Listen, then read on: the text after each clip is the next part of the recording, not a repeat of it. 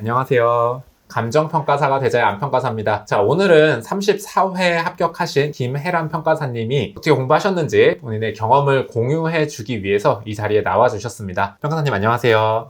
안녕하세요. 네, 평가사님 먼저 간단하게 소개해 주시겠어요? 저는 연세대학교 간호대학 나왔고요. 나이는 30대 초중반 정도 되는 김혜란이라고 합니다. 네, 30대 초중반에 좀 자신 없어 하는 거 보니까 중반 쪽이 아닐까 싶습니다. 공부 기간 어떻게 되세요? 정확한 공부 기간은 재작년 12월부터 차차차차 시작을 해서 한 1년 7개월 정도 됐습니다. 네, 1년 7개월 정도 공부하고 합격을 하셨고요. 그리고 제가 이제 사전 인터뷰를 좀 해보니까 이 평가사님 굉장한 특징이 있는데 집순이어셔가지고 뭐 어디 스터디 카페에 가지도 않았고 그리고 GS 실강 같은 경우도 그냥 한 몇 번 가보고 이거 너무 멀다 해서 안 가고 거의 대부분을 집에서만 공부하신 그런 좀 특별한 이력이 있으신 분입니다. 자, 일단 기본적인 것부터 한번 시작해 보도록 할게요. 평가사님 시험에 이제 도전하시게 된 계기가 궁금한데요. 처음에 이 감정평가사라는 직업을 어떻게 알게 되셨어요? 사실 전문직 쪽 알아보고 있었는데 때마침 평가사님께서 유튜브도 하시고 또 카톡 단톡도 만드셔가지고 정보를 많이 얻게 됐거든요. 그리고 제가 부동산 투자나 경제 이런 쪽 좋아해가지고 그래서 감정평가사라는 직업에 관심을 갖게 됐고, 그리고 사람들 합격수기나 이런 거 봤을 때 뭔가 좀 해볼만 할 것 같다라는 생각이 들어서 도전하게 됐습니다. 이 감정평가사 말고도 이제 전문직이라고 하면은 뭐 회계사도 있고 변리사도 있고 세무사도 있고 이것저것 있는데 왜 감정평가사를 해야겠다고 결정하셨어요? 일단 간호학과에 나오면서 느낀 게 학문이라든지 어떤 업계에서 최고가 되어야겠다는 생각이 일단 가장 컸고요. 그리고 변리사 같은 경우는 제가 공대를 나온 것도 아니었고 또 회계사는 주위에 하시는 거 보니까 그게 딱히 끌리진 않아서 그래서 감정평가사 하면 또 부동산에 대한 최고 자격증이고 뭔가 멋있어 보이고 외근도 많고 그래서 선택하게 됐습니다. 부동산에 관심이 많으신 분인가 봅니다. 네. 그냥 궁금한데 회계사는 왜 안 끌렸어요? 회계사는 주변에 그냥 하시는 걸 보니, 그러니까 사실은 저희가 이제 월급을 받거나 그렇게 노동으로 얻는 소득보다는 어딘가에 투자를 해서 얻는 소득이 더 많이 크더라고요. 그래서 그렇게 투자도 같이 할 수 있는 그런 직업을 찾다 보니까 난 주식이나 부동산 이런 관련 업계 쪽에 공부를 하고 싶어서 그래서 감정평가사를 골랐습니다. 네, 알겠습니다. 자, 이렇게 해서 시작하시기로 하셨는데 사실은 이제 그전에는 일을 원래 하셨었죠? 네, 했죠. 네. 요거를 하기로 결정하고 퇴사하시면서 좀 뭔가 그 퇴사에 대한 불안감, 걱정 이런 것들은 별로 없으셨어요? 사실 너무 홀가분했어요.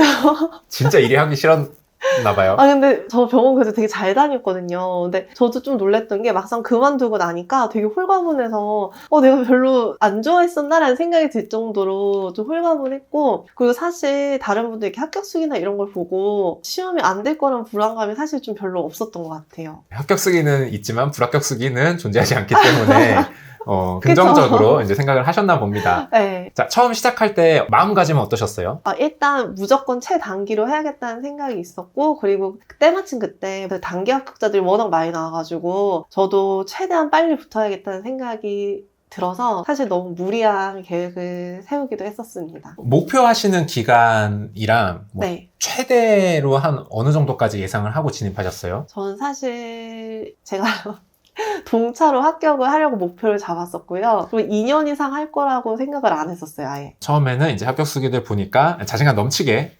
시작을 하셨군요. 네. 뭐 동차는 해보니까 7개월 공부하고서 절대 안 되죠. 네. 하지만 이제 제가 보기에는 이렇게 좀 말도 안 되는 목표지만 이거를 잡고 일단 한번 하면 그거 나름대로 되게 도움이 많이 됐다라고 하시는 분들이 많더라고요. 저도 진짜 그랬어요. 진짜 12월, 1월에 1차만 해도 바쁠 때 저는 그때 2차까지 같이 잡고 가겠다고 좀 무리하게 스케줄 세우기도 했었는데, 그리고 1차 끝나고 그 2차 볼 때까지 3개월 그 시간을 되게 소비하는 사람들이 되게 많아요. 근데 저는 그때 정말 죽어라 공부했어서 왠지 나중에 공부를 할 때 정말 도움을 많이 받았고, 그리고 그때 한번 죽어라 했어서 그런지 그 다음 2차 시험을 볼 때 또 그렇게 할 수가 있었던 것 같아요. 동차를 노리는 게 지금 생각해보면 뭐 웃을 수도 있는 얘기지만 실제 그 잘못된 생각이 공부에 되게 많이 도움이 됐다. 네, 알겠습니다. 자, 일단 평가사님이랑 이제 가장 먼저 제가 얘기를 하고 싶은 거는 평가사님이 이제 집에서 공부하신 거, 저는 집에서 절대 못하는 스타일이거든요. 그래서 그거에 대해서 조금 여쭤보고 싶은데 스터디 카페나 뭐 GS 이런 거는 뭐 전혀 안 가신 건가요? 중고등학교 때는 단기로 해야 되기 때문에 집에서 해도 상관이 없었는데 이건 장기로 가야 돼서 한번 독서실을 다녀볼까 했는데 비염이 너무 심해지더라고요. 그래서 어쩔 수 없이 집에서 하게 됐습니다. 독서실은 비염 때문에 전혀 갈 수가 없었고 네. 그리고 실강 같은 경우는 인강으로 원래 커버하시는 분들 많으니까 그렇다 네. 치고 근데 GS 같은 경우는 되게 많은 분들이 이거는 꼭 실강을 가야 된다 얘기 많이 하시는데 그것도 별로 필요 없다고 느끼셨어요? 사실 가면 정말 도움이 많이 되는데 일단 아침에 일어나서 9시 반까지 가는 게 좀 무리가 있었고요.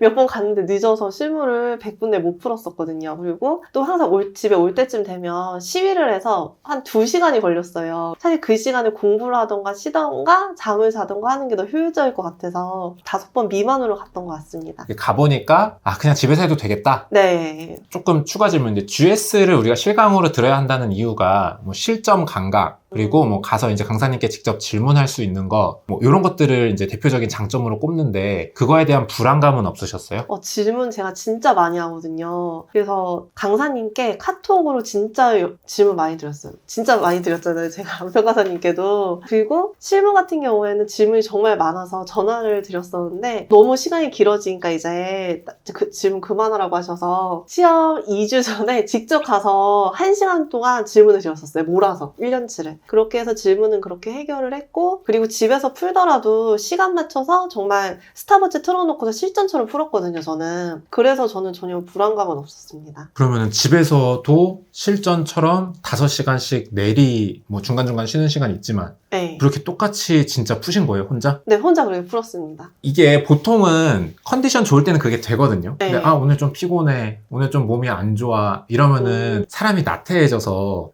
오늘 아프니까 좀 다음에 하겠다 이러다 보면 다 무너지거든요. 그런 적 없으셨어요? 그래서 뭐 풀다 보면 법규는 뭐 일요일에 풀기도 하고 이렇게 미뤄지긴 있었는데 그래도 최대한 스탑워치 맞춰놓고 그 시간대는 풀려고 노력은 했거든요. 그래서 뭐 하루 이틀 미뤄지는 건 미뤄지지만 제출은 꾸준히 정말 다 했고요. 그리고 사실 실무나 이론 같은 경우에는 무조건 거의 토요일에 다 풀고 됐습니다. 네, 알겠습니다. 그러면 이제 집에서 공부할 때 약간 제 예시를 들면 저 같은 경우는 집에서 볼 때 공부를 안 하는 이유가 집에서 보다가 그냥 좀 유튜브 조금 보다 보면 나를 감시하는 사람이 없잖아요.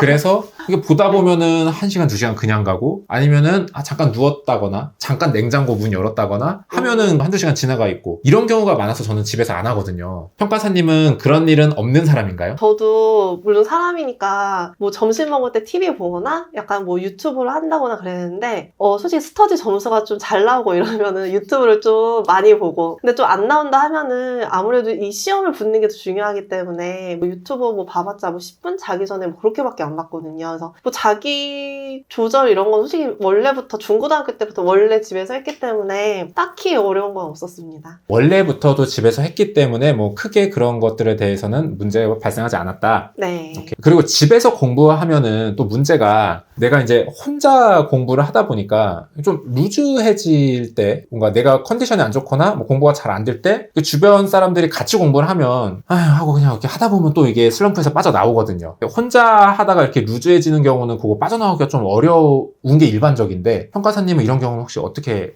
해결하셨나요? 사실 저는 공부하면서 딱히 슬럼프라고 느낀 건 없었고요. 근데 루즈해지는 건 좀 있었거든요, 사실. 그래서 그것 때문에 캠스터디를 잠깐 했었어요. 정말 잠깐 했었는데 제가 도서관이나 중고등학교 때 야자를 안 했던 것도 누군가 저를 쳐다보는 것 같으면 저는 집중을 잘 못하거든요, 신경 쓰여서. 그래서 저는 오히려 캠스터디를 하니까 누가 자꾸 저를 보는 것 같아서 신경 쓰여 공부를 못 하겠더라고요. 그래서 제가 공부할 때 자세가 이렇게 똑바르지 않고 뭐 그냥 책상에 다리 올리고 하기도 하고 그래서 한 몇 달 하다가 그만뒀습니다. 네, 알겠습니다. 할 때는 좀 도움이 됐나요? 처음에 루즈해졌을 때는 좀 도움이 됐었는데 사실 도움이 한 일주일, 2주일 되고 그 전보다 공부를 더 못하겠더라고요. 그래서 신경 그만뒀어요. 쓰여서? 네, 신경 쓰였어요. 그럼 캠스터디 하려면은 핸드폰 같은 거 뭐 따로 하나 사서 이렇게 설치해놓고 공부를 하는 거예요? 그 전에 쓰던 핸드폰 있잖아요. 그걸로도 충분히 가능하고 이제 지금 쓰는 핸드폰으로 하면은 이게 열이 나가지고 고장이 날 수가 있어요. 그래서 그 전 핸드폰으로 이렇게 옆에다가 세워놓고서 거의 공부하는 내내 10시간 이상 그렇게 공부를 했습니다. 알겠습니다. 그리고 혹시 또 루즈한 거를 탈피하는 다른 또 노하우는 없으셨나요? 중간중간 스터디를 계속 꽤 많이 했거든요. 그래서 저는 처음 이거 아예 시작할 때도 이제 스케줄러 같이 찍고 저녁에 뭐 얼마 정도 했는지 체크해서 찍어서 붙여서 또 올리는 그런 스터디도 했었고요. 중간에 법규, 그 안평가사님 서브 암기하는 그런 스터디도 했었고, 그리고 이론도 목차 외우고 의 외우는 스터디하고, 또 다른 법규 뭐 판례 암기 그런 스터디도 하고, 그러니까 중간중간 제가 꾸준히 못할 것 같다, 좀 루즈해질 것 같다, 약간 그런 거는 무조건 스터디를 해서 강제성을 좀 부여했던 것 같아요. 진짜 약간 되게 MZ세대 같은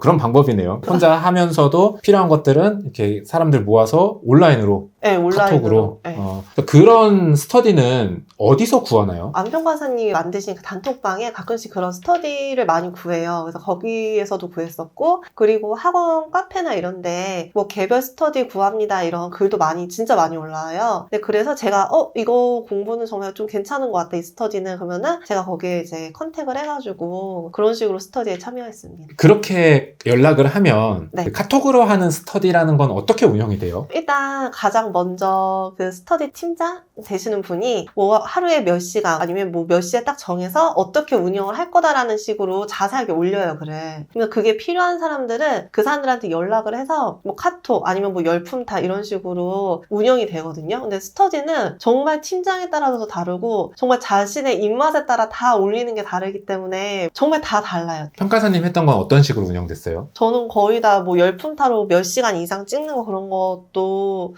조금 잠깐 했었고, 보통 거의 카톡으로 많이 했어요. 왜냐면 핸드폰으로 찍어서 올리기가 되게 편하잖아요. 그래서 카톡으로 운영하는 거를 거의 주로 했습니다. 그럼 오늘 뭐 합시다 하면은 혼자 이렇게 각자 알아서 한 다음에 찍어서 딱 올리고. 네, 그 몇 시에 딱 정해서 같이 이렇게 한 다음에 그 시간에 딱 올리는 거예요, 카톡을. 그런 식으로 운영이 되는군요. 네. 그리고 나서 우리 암기 합시다 해서 암기 딱 끝나면은 카톡방이 이제 딱 해산되고 이런 거예요?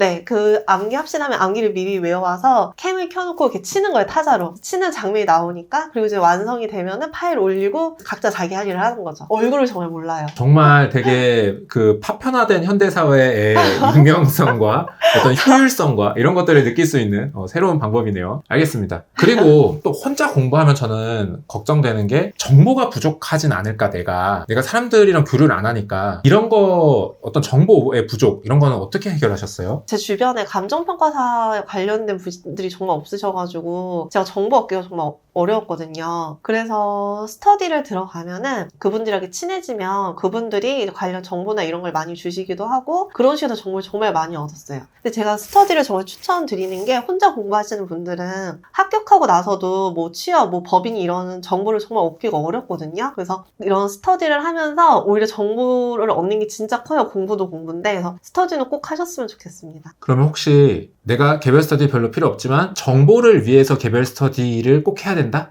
이 정도까지도 될까요? 전 나쁘지 않다고 봅니다. 그 정도로? 네, 정말 많이 얻었거든요, 저는. 네, 알겠습니다. 이제 요즘 공부하시는 분들 꼭 오프라인 스터디를 안 하더라도 이렇게 온라인으로도 충분히 공부를 잘 하실 수 있다라고 합니다. 자, 이렇게 해서 우리 김혜란 평가사님 일단 시험 시작하게 된 계기와 그리고 가장 큰 특징인 이 집순위 공부 방법에 대해서 얘기를 들어봤습니다. 자, 우리 잠깐 쉬었다가 이제 전체 기간 동안 평가사님 공부 어떻게 하셨는지, 그리고 평가사님 1차 3개월 만에 아마 하신 걸로 알고 있는데 3개월 동안 1차 어떻게 통과하셨는지 얘기 들어보도록 하겠습니다.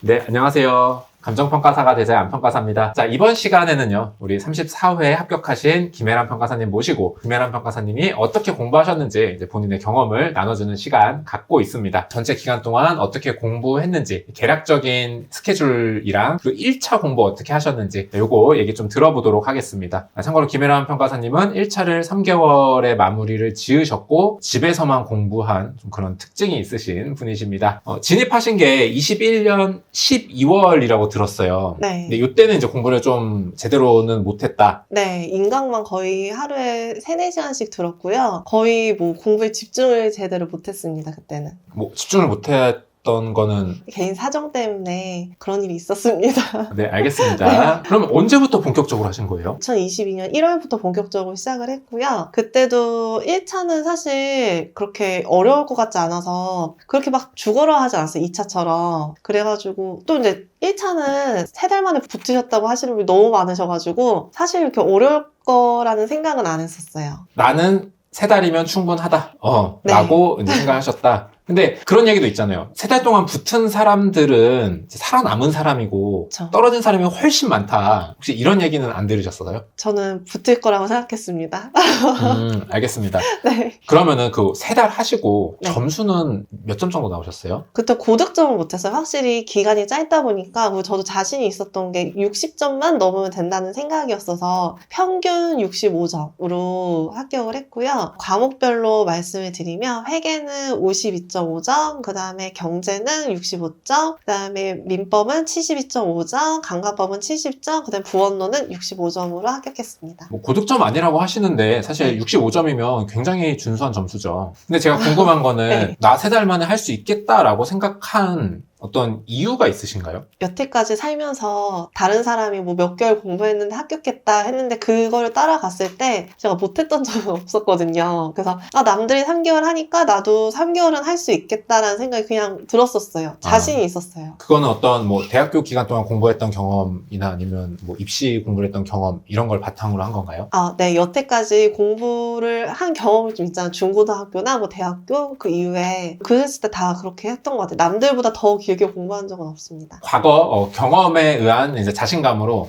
네. 저 정도면은 나도 좀 자신 있으니까 잘 할 수 있겠다 생각하셨군요. 알겠습니다. 자, 그럼 이제 3달 동안 어떻게 하면 붙을 수 있는지 얘기를 좀 들어볼게요. 그러면은 12월 때는 딸은 좀 뭐 어영부영 한 3, 4시간 정도 공부하셨고 1월부터 본격적으로 하셨는데 2차도 병행하셨다고는 하는데 네. 일단 2차 얘기는 빼고 네. 1차 얘기만 좀 해보겠습니다. 1차는 그 3달 동안을 전체적으로 좀 크게 나누면 어떻게 나눌 수 있을까요? 보통 1차는 강의가 되게 많거든요. 근데 저는 60점만 넘으면 되기 때문에 굳이 뭐 강의를 다 들어야 될 생각도 못했고 60점은 넘으면 되는데 다 들어서 고득점을 굳이 해야 되나라는 생각이 있어서 기본 강의만 들었습니다. 기본 강의 듣고 그렇게 한 달 듣고 다른 한 달은 책 읽고 이해를 하고 나머지 한 달은 문제 풀면서 모르는 부분은 다시 기본서를 보고 그런 식으로 딱 3달을 돌렸습니다. 그러면은 처음에는 기본 강의만 듣고 네. 그리고 그 다음에는 기본서를 보고 이해하고 읽으면서 이해를 했습니다. 그리고 한 달은 네, 문제를 풀고 그 다음에 이제 문제 풀면서 좀 이해가 안 간다 하는 부분은 이제 다시 기본서를 보고 이걸 반복을 했어요. 강의 듣고 기본서 본 다음에 문제를 풀면 된다고 합니다. 자,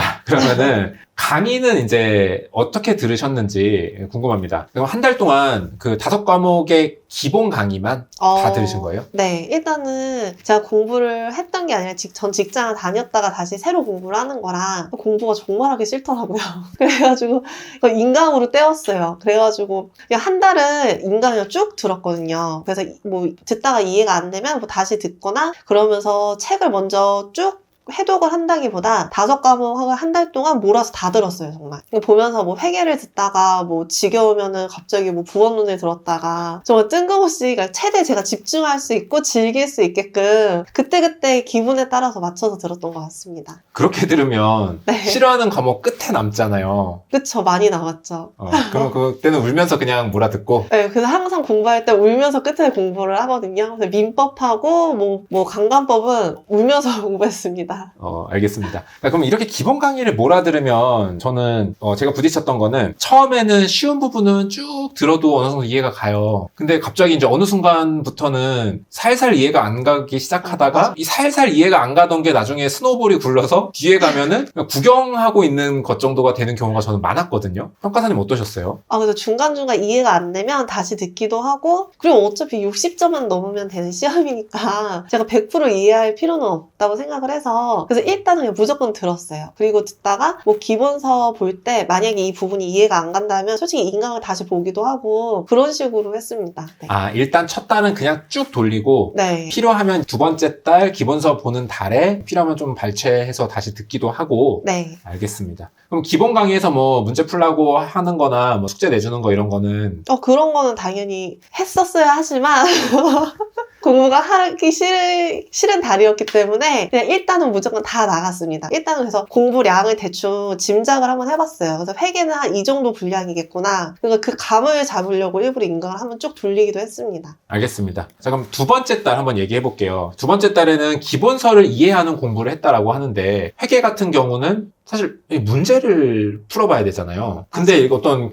그 이론서의 내용을 이렇게 읽으면서 이해를 하시기만 하신 건가요? 기본서에 있는 문제 정도는 당연히 풀었고요. 그 정도는 해야지만 이게 기본서 내용이 이해가 되기 때문에 거기 있는 문제는 다 풀었던 것 같아요. 그리고 내용은 최대한 다 이해하려고 했고 진짜 이해 안 가는 부분이 있잖아요. 그러면 한 10%에서 20%는 버려도 60점 넘을 거기 때문에 그런 부분은 넘겼습니다, 그냥. 알겠습니다. 자, 그러면 경제도 기본서 이해하는 달에는 그냥 딱히 뭐 문제풀이보다는 내용 이해에 이제 집중해서 봤다? 네, 경제도 처음에는 사실 내용이 되게 낯설어가지고 기본서만 보고서 처음에는 이해를 했습니다. 민법은 뭐 교재 읽으면서 이해하는 거 되게 좋은 공부고, 네. 감관 같은 경우는 사실 이해할 게 그렇게 많진 않잖아요. 외울 게 많지. 어떻게 감관을 기본서를 이해하면서 읽는다는 건 어떻게 공부하는 거예요?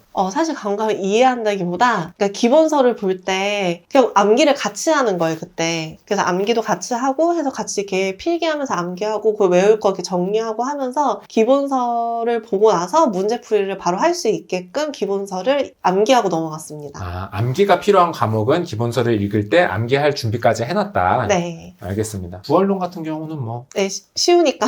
네. 그냥 쭉 읽었다. 네. 자, 그다음에 마지막 달에 이제 문제풀이 하는 달입니다. 그러면은 회계는 뭐를 푸셨어요? 문제풀이 문제집이 따로 나와 있어요. 그 문제집을 풀었고 회계는 한 2번 정도 푼 것 같아요. 회계도. 네, 그런 식으로 해서 2번을 돌렸습니다. 그리고 나니까 사실 고득점은 안 나와요. 근데 항상 뭐 50점에서 6점 사이가 나와가지고 그냥 그 정도에 만족하고 그리고서 시험 봤습니다. 알겠습니다. 자, 그다음에 경제도 문제풀이를 이제 하는데 경제 같은 거는 기본 내용 이해한 걸로 문제 풀 때 괴리감이 커서 다들 좀 고통을 많이 호소하시는 과목이란 말이죠. 맞아요. 어떠셨어요? 저도 정말 당황했거든요. 그러니까 기본서를 다 이해했다고 생각을 했는데 막상 문제를 보니까 완전 다른 과목인 것 같아서 정말 힘들었는데 그 문제를 잘 보면 단계가 있거든요. 그래서 진짜 어려운 거 다 버리고 그리고 제가 들고 갈 수 있는 거. 사실 경제는 처음 시작 60점을 목표로 했는데 나중에는 꽈락만 넘기자는 목표를 가졌거든요. 그래서 한 70%, 80% 정도만 다 풀었습니다, 문제는. 알겠습니다. 민법 같은 경우도 그 문제풀이집 가지고 문제 풀었고 요거는 몇 번 정도 푸셨어요?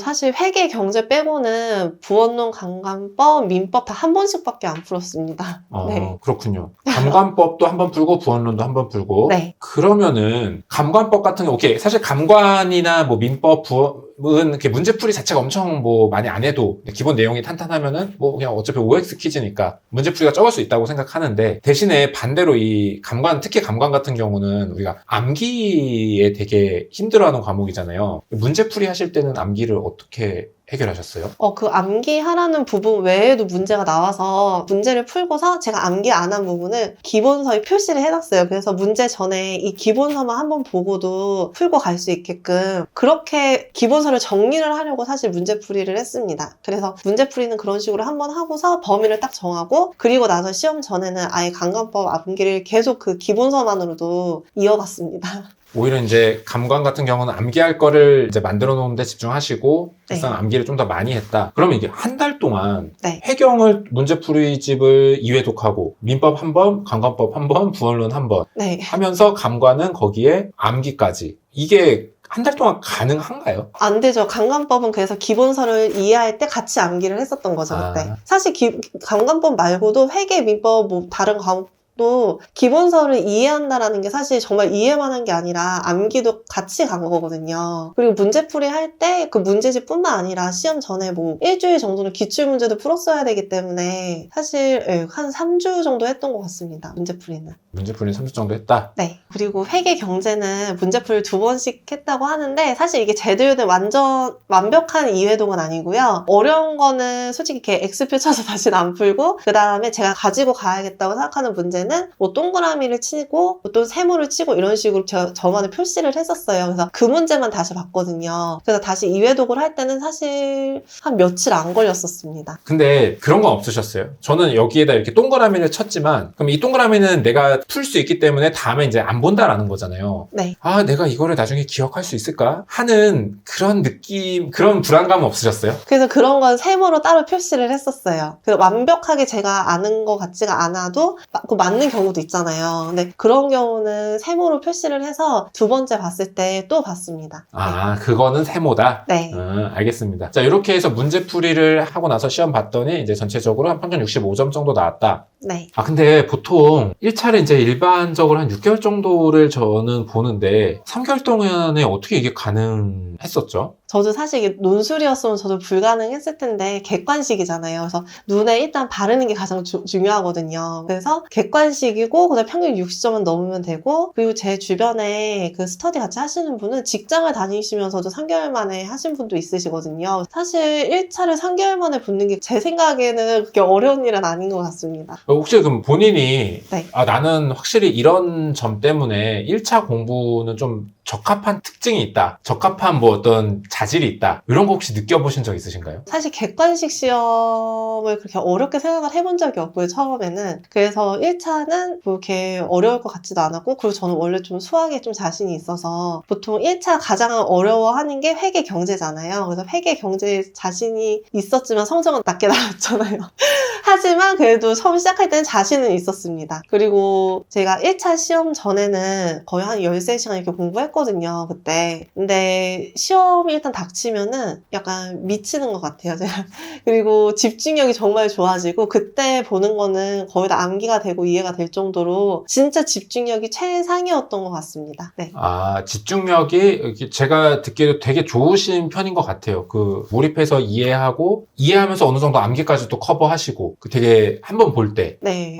평소에 암기력 좋다는 얘기 많이 들으시나요? 제가 평소에 일상생활 할 때는 진짜 남들보다 더 모자라거든요. 정말 약간 나사 하나 빠진 사람처럼 그렇게 사는데 이상하게 시험 뭐 바로 전날, 뭐 시험 일주일 전 이렇게 돼버리면 저희 어머니 말씀으로는 눈빛이 다르다. 그 눈빛만 봐도 제가 어떻게 공부하는지를 알겠다고 하실 정도로 진짜 그냥 다른 사람인 것 같아요. 잠도 안 오고 그때는 머릿속에 계속 그 생각만 나고 거의 몰입을 하는 것 같아요, 아예. 그럼 이렇게 한번 딱 보면은 기억이 이제 외워지는 거예요? 한 번 정도는 아닌데 이게 머릿속으로도 계속 생각을 하거든요. 굳이 책을 안 보고 양치하거나 뭐 자기 전이나 이럴 때도 계속 보니까 완전 몰입을 해서 그게 좋아지는 것 같아요. 그러니까 암기력이 좋다라기보다 그만큼 집중을 하고 또 노력을 하는 것 같아요. 그런 집중력은 뭔가 노력으로 하는 건 아닌 것 같고 좀 타고난? 아니요. 근데 저 원래는 안 이랬거든요. 중학교 때까지는 사실 이런 집중력이 없었는데 고등학교 때 좀 공부에 욕심이 생기니까 그때부터 그런 능력이 생기더라고요. 의지인 것 같아요.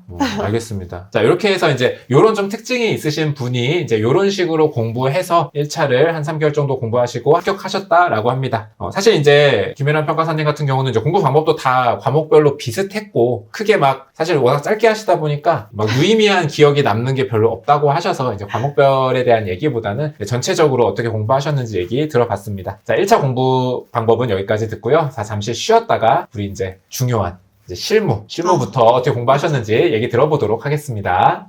네, 안녕하세요. 감정평가사가 대자의 안평가사입니다. 자, 오늘은요, 34회에 합격하신 김혜란 평가사님 모시고, 김혜란 평가사님이 어떻게 공부하셨는지 얘기 들어보는 시간 갖고 있습니다. 자, 김혜란 평가사님은요, 이제 1년 7개월 공부하셨고, 그리고 집에서만 공부한 좀 특이한 이력이 있으시고, 1차를 3개월 만에 붙으신 또 대단한 이력이 있으신 분입니다. 자, 이번에는요, 이제 2차 공부를 전체적으로 어떻게 하셨는지, 그리고 평가사님이, 뭐 지금은 좀 우리가 웃으면서 얘기하지만, 동차 붙으려는 생각으로 이제 초시 때까지 어떻게 달렸는지, 이게 이제 되게 도움이 많이 되셨다 그랬잖아요. 어떻게 달렸는지 얘기 한번 들어보고, 그 다음에 실무 공부 어떻게 하는지 이렇게 이어서 마저 들어보도록 하겠습니다. 자, 일단은 2차 점수부터 공개하고 시작할까요? 처음 초시 때 점수를 말씀드리면은 제가 실무는 43.5점이었고요. 이론은 36점, 법규는 47점을 받았었습니다. 3개월 공부하고 네. 실무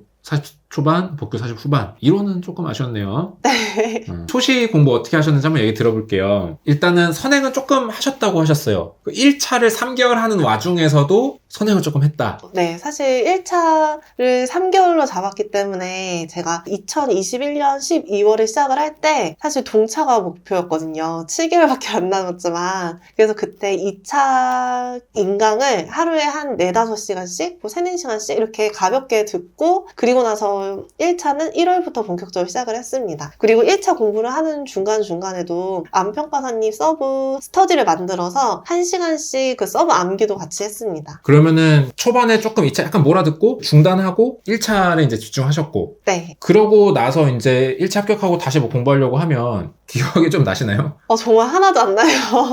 그래? 이게 약이 워낙 많다 보니까 저희가 중고등학교 때 공부했던 것처럼 뭐 한두 번 본다고 기억나지가 않더라고요. 그래서 기본 강의부터 사실 다시 들었어요. 1차 시험 끝나고 정말 딱 일주일 놀았거든요. 그래서 그 다음 주부터 바로 기본 강의를 안 들으려고 했는데 기본서를 펴자마자 너무 다 기억이 안 나서 기본 강의를 들을 수밖에 없었어요. 그래도 그 전에 한번 가볍게 들어둔 게 좀 도움은 되셨나요? 그래도 확실히 한번 듣긴 하니까 기억이 올라오긴 하더라고요. 기억이 남지는 않지만 그래도 이렇게 익히는 게 달라서 다시 그때로 돌아가도 다시 2차 인강을 들었을 것 같습니다. 그러면은 단점은 돈이 2번 나가는 건가요? 네. 근데 너무 큰 단점이죠, 그게.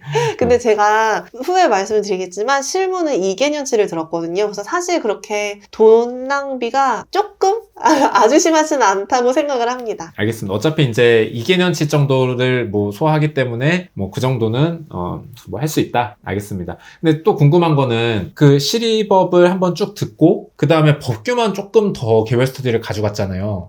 네. 이건 왜 그랬어요? 평가사님이 만드신 단톡방을 보니까 법규가 암기가 너무 힘들다고 하는 글들이 진짜 많더라고요. 그래서 그 글을 보고서 솔직히 이론을 되게 쉽게 생각을 하셔서 이론은 솔직히 이렇게 중요하다 생각을 안 하고 뭐 실무는 뭐 당연히 다 먼저 하니까 상관없었고 법규는 제가 암기가 약하다고 생각을 했기 때문에 미리미리 해야겠다고 생각을 해서 1차 하면서도 1시간 반씩은 꼭 챙겨서 들고 갔습니다. 그때 개별 스터디는 어떻게 했어요? 그때도 똑같이 그 캠 같은 거 이렇게 켜놓고 이렇게 썼어요. 손으로 저는 쓰고 다른 분들은 타자로 치고 그렇게 해서 그거를 찍어서 올렸습니다. 하루하루마다 논점을 뭐 3-4개씩 정해가지고 그 논점에 맞는 서브를 써서 냈습니다. 알겠습니다. 그리고 나서 이제 1차를 보고 빨리 동차 붙어야 되니까 이제 공부 시작해야 되죠. 그쵸. 그래서 어떻게 공부하셨어요? 그러면 뭐 일단 작년 강의를 다 들으신 건가요? 그때 원래는 다른 사람들은 그 새로운 강의를 듣기 시작하거든요. 근데 저는 작년 강의를 이제 다시 들었거든요. 그때까지 남아있어가지고. 그래서 실무는 그 스터디 전까지 거기에 커리큘럼대로 쭉 다 들었고, 그리고 거기서 나오는 퀴즈 같은 것도 다 풀었거든요. 그때까지. 근데 그렇게 실무를 다 푸니까 2달이 걸리더라고요. 그래서 거의 2달 동안은 실무만 거의 풀었다고 볼 수 있습니다. 실무하고 법규 정도? 네. 법규는 어떻게 공부하셨어요? 법규는 그때 2021년 12월에 안평가사님 강의를 좀 듣고 그리고 1차 보고서 안평가사님 기본서를 이해하려고 하는데 저 법규를 처음 하니까 진짜 이해가 안 되잖아요. 그래서 질문 진짜 많이 드렸거든요. 그렇게 해서 이해하고 암기하고 그리고 나서 한 달 정도 전에 이제 안평가사님이 이제 올리신 문제라든지 그런 거를 하루에 뭐 3-4회씩 3-4회씩 풀면서 그냥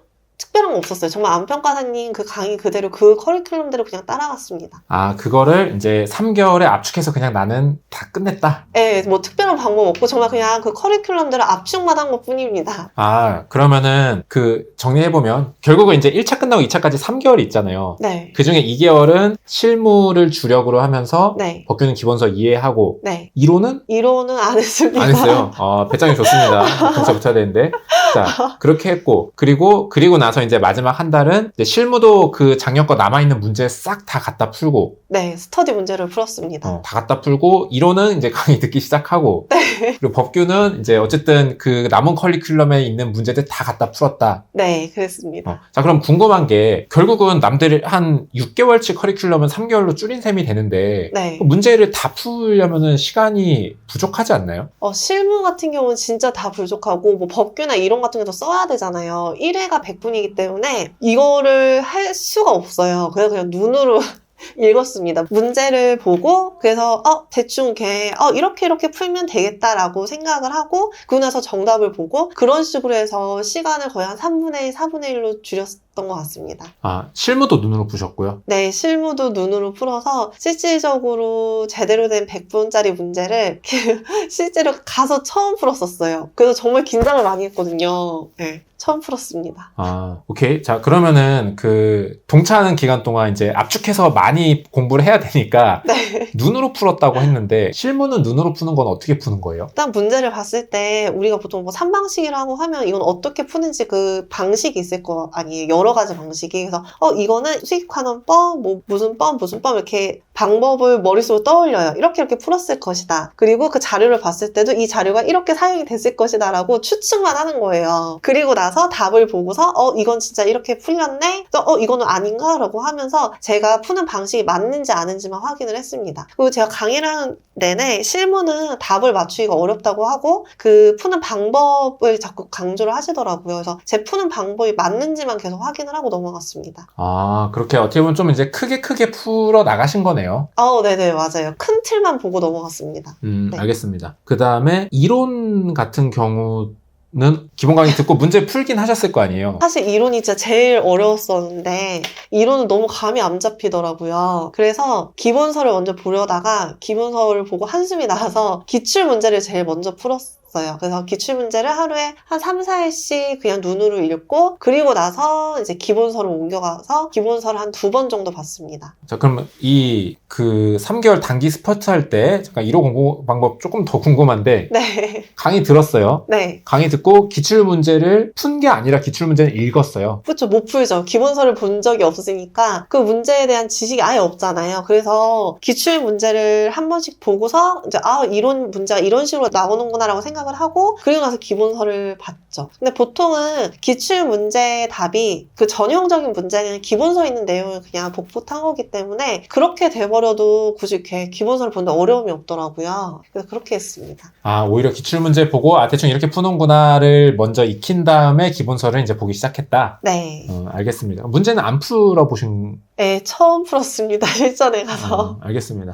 네. 근데 법규는 이제 어떻게 눈으로 푸셨나요? 법규는 안평가사님 문제는 정말 답안지하고 서브하고 똑같아요. 그래서 정말 보기 편했습니다. 그래서 그냥 서브 암기는 그 전에 되어 있었기 때문에 문제를 보고 논점 찾는 것만 사실 연습을 하면 됐었거든요. 그래서 그것만 연습을 하고 이 논점이 찾았다 하면은 뭐 포섭한다거나 그 내용 그냥 서브에서 그냥 옮겨 적으면 됐기 때문에 법규는 정말 쉽게 공부했던 것 같습니다. 네, 알겠습니다. 이런 식으로 일단은 어떻게 보면 내가 이제 좀 부분이라도 정확하게 이해하는 것보다는 전체적으로 커리큘럼 한 바퀴 쭉 다 돌렸다. 눈으로 풀었지만 네. 요거에 조금 더 의의를 두고 수시 시험장에 들어가셨다고 합니다. 네. 그래서 점수는 뭐 이제 40초, 30후, 그 다음에 40후가 나왔다. 네. 잘 나온 거예요, 사실. 그 정도면은 3개월에서 이렇게 나오는 거는. 사실 저는 합격할 줄 알고서 열심히 한 건데 정말 미친 듯이 했어요. 남들이 뭐 몇 개월 하는 양을 1년 하는 양을 저 3개월 만에 해야 되기 때문에 남들이 일주일 동안 할 양을 거의 하루 만에 몰아서 13시간, 14시간씩 미친 듯이 한 것 같습니다. 원래 좀 체력이 좋은 스타일이세요? 체력은 진짜 안 좋아요. 저 잠도 진짜 많고 그래서 그때 정말 거의 페인처럼 집 밖에 아예 안 나가고 밥도 뭐 한 끼 정도 간단하게 먹고 그렇게 하면서 공부했습니다. 눈 뜨면 공부하고 졸리면 자고. 네네, 정말 그렇게 해야죠. 요 정도 하시면은 이제 그 초시 3개월 하고서도 2과목은 점수가 괜찮게 나온다. 네. 알겠습니다. 수면 시간도 좀 줄이셨나요? 수면 시간은 절대 못 줄입니다. 그래서 7시간은 꼭 자고 그리고서 했습니다. 알겠습니다. 자, 그럼 이렇게 초시를 남들은 뭔가 이렇게 기본 강의부터 이렇게 차근차근 들어 나가기 시작할 때 얼레벌레 전체를 이렇게 어떻게든 이렇게 가져갔잖아요. 네.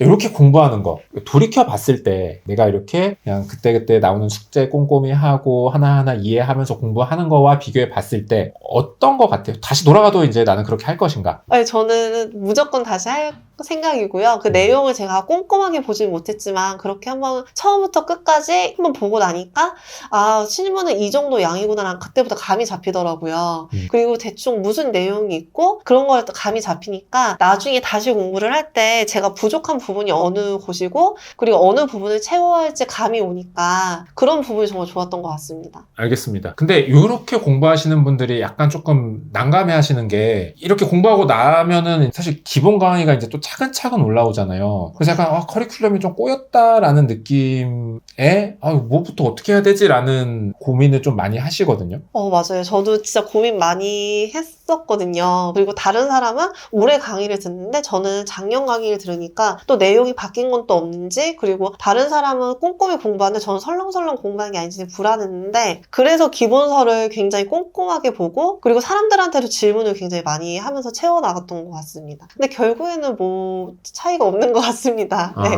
알겠습니다. 그러면 이제 이 끝나고 나서 어떤 강의부터 어떤 식으로 공부하셨는지는 과목별로 이제 하나씩 좀 뜯어서 얘기를 해보도록 하겠습니다.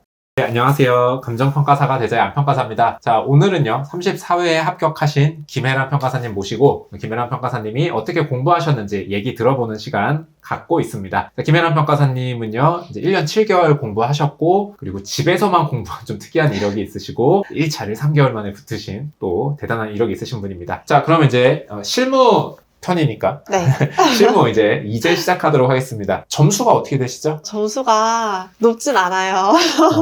사실 실무로 꽈락할 것 같아서 떨어질 줄 알았는데 겨우 운 좋게 넘겨서 41점으로 합격했습니다. 네. 실무 꽈락 난 사람이 80%인데 그렇게 얘기하시면은 이제 좀 꽈락 나신 분들이 서운할 수 있습니다. 죄송합니다. 네. 자, 어쨌건 이 전체 기간을 좀 전체적으로 공부 내용을 개관을 좀 해보면 제가 지금까지 들은 걸로는 1차 보기 전에 선행으로 기본 강의 한번 쭉 들었으나 멀레멀레 들었다. 그리고 1차 보고 나서 초시 볼 때까지 강의 다시 듣고 네. 문제 풀고 뭔가 그 1년 작년 커리큘럼을 눈으로 보면서 어떻게든 이제 전체적으로 한번 돌렸다. 네, 맞습니다. 그리고 나서 이제 2차 시험 봤어요. 네. 7월 이후는 어떻게 공부하셨어요? 사실 저는 합격했을 거라고 생각을 해서 죽어라 공부는 안 했고요. 대신 제가 어느 부분이 약한지는 알잖아요. 뭐 보상이라든지 정비법 이런 것은 제가 아예 이해를 못하고 그냥 넘어갔기 때문에 다른 강사님의 그 부분만 강의를 들으려고 했으나 제가 기본 강의를 제대로 듣지를 못해서 기본 강의부터 다시 들었습니다. 다른 강사님의 강의를. 그리고 그 시기에 뭐 초시 보셨으니까 그 GS 모의고사도 참여하실 실력 정도 되셨을 것 같은데. 네. 그래서 그 시험 끝나자마자 바로 그 다음 주부터 GS가 시작을 해서 그때 한 시간 한 3번, 4번 정도 나갔던 것 같아요. 근데 제가 그 전에 했던 게 있으니까 성적이 생각보다 잘 나오더라고요. 그래서 사실 좀 제가 나태해져가지고 3개월 동안 인강만 들으면서 조금씩 공부했습니다. 그럼 요때 어쨌든 한 발표 날 때까지 네. 7월에서 10월까지는 그냥 기본 강의 다시 들으면서 스터디 꾸준히 다녔다. 네, 그럼 맞습니다. 이때는 문제풀이 위주의 공부는 안 했어요? 문제풀이는 거의 안 했고요. 스터디 문제만 풀고 그 인강만 들었기 때문에. 근데 제가 들은 인강 강사님이 문제풀이를 안 해주셨어요. 그러니까 뭐 알아서 푸세요를 했는데 알아서 풀 사람은 전 아니기 때문에 인강만 들으면서 내용 이해만 했습니다. 그냥 이제 이 시기 자체는 뭐 문제풀이를 많이 하겠다 이런 것보다도 기초를 조금 더 다지자. 네, 맞아요. 지금까지 너무 얼레벌레 공부했으니까. 네. 그래서 7월부터 10월까지는 기본 강의 다시 들으면서 어떤 기초를 좀 단단히 했다. 네, 맞습니다. 그럼 기본 강의 이렇게 한번 들었어요. 한 10월 정도까지. 네. 그 이후는 어떻게 하셨어요? 그 이후에는 제가 기본서를 다시 봤어요. 그래서 그때는 기본서를 꼼꼼히 보지를 못했기 때문에 다른 강사님의 기본 강의를 듣고 이해를 하기 위해서 기본서를 다시 읽고, 그리고 제가 시험에 가지고 들어갈 수 있는 서브를 거의 한 달인가 2달 정도 이제 노력을 들여서 그거를 만들었습니다. 그리고 12월까지는 무조건 실무를 잡겠다는 생각으로 실무를 거의 뭐 200점 정도는 직접 풀고, 그리고 100점 정도는 눈으로 읽어서 거의 하루에 한 300점 정도 풀었던 것 같습니다. 그러면은 조금만 다시 정리해 볼게요. 10월부터는 기본서를 스스로 조금 다시 받고, 네. 요거는 기간이 어느 정도 걸렸어요? 기본서 보고 서브 만드는데 거의 한 11월인가 12월까지 갔던 것 같아요. 한 네. 10월부터 한 11월, 12월까지는 이제 뭐 서브까지 만들었고, 네. 그리고 나서는 한 2, 3월까지는 문제풀이를 한 300점씩, 직접 푸는 거 네. 200점, 뭐 눈으로 푸는 거 100점에서 300점씩 양을 엄청 늘렸다. 네. 그렇게 하니까 뭐 2개년치를 한번 2번 정도 돌릴 수가 있더라고요. 그러고 나니까 실무는 이 정도면 될 것 같다는 생각이 들어서 그때쯤까지는 그렇게 풀었던 것 같습니다. 알겠습니다. 그럼 제가 궁금한 게 기본서를 다시 본다라는 거는 이제 꼼꼼히 읽으면서 내가 놓쳤던 것들을 다 이제 이제 이해하고 아 요런 내용도 있구나 네. 이런 것들을 이제 내가 꼼꼼히 챙겨간 거고 네, 맞아요. 그다음에 실무 서브 이거는 뭘 만드신 거예요? 그냥 미니 그 기본서라고 생각을 하시면 되는데 기본서가 진짜 두껍잖아요. 막 거의 1000페이지인가 그랬던 것 같은데 그거를 다시 보기에는 너무 부담이 되고 그리고 중요한 것만 제 뽑아서 시험에 들고 갈 서브를 만들어야겠다고 생각을 하고 그래서 거의 미니 기본서? 그러니까 누가 봐도 제 요약집을 볼 수 있도록 그런 식으로 설명을 해놨고 그리고 그 공식이나 이런 것뿐만 아니라 서술 같은 거 많잖아요. 실무에. 그래서 그런 것까지 다 적어놨습니다. 그래서 어떻게 보면 좀 단거나 시험장에 내가 이것만 보겠다 하는 단거나 하나 해서 뭐 서술이건 뭐건 여기 다 때려박았다. 정말 다 때려박았어요. 네. 한 권에 딱 끝낼 수 있도록. 네. 알겠습니다. 자, 그리고 나서 이제 그게 한 2, 3월까지 1월부터 한 3월까지는 양치기를 엄청 하셨고 네. 그 이후에는요? 그 이후에는 사실 실무를 그렇게 꾸준히 한다고 해서 성적이 더 오를 것 같지 않아서 매일 100점씩만 딱 풀고 그리고 모르는 내용 뭐 서브 보면서 공부하고 암기하고 그래서 하루에 한 3시간 정도만 공부를 했습니다.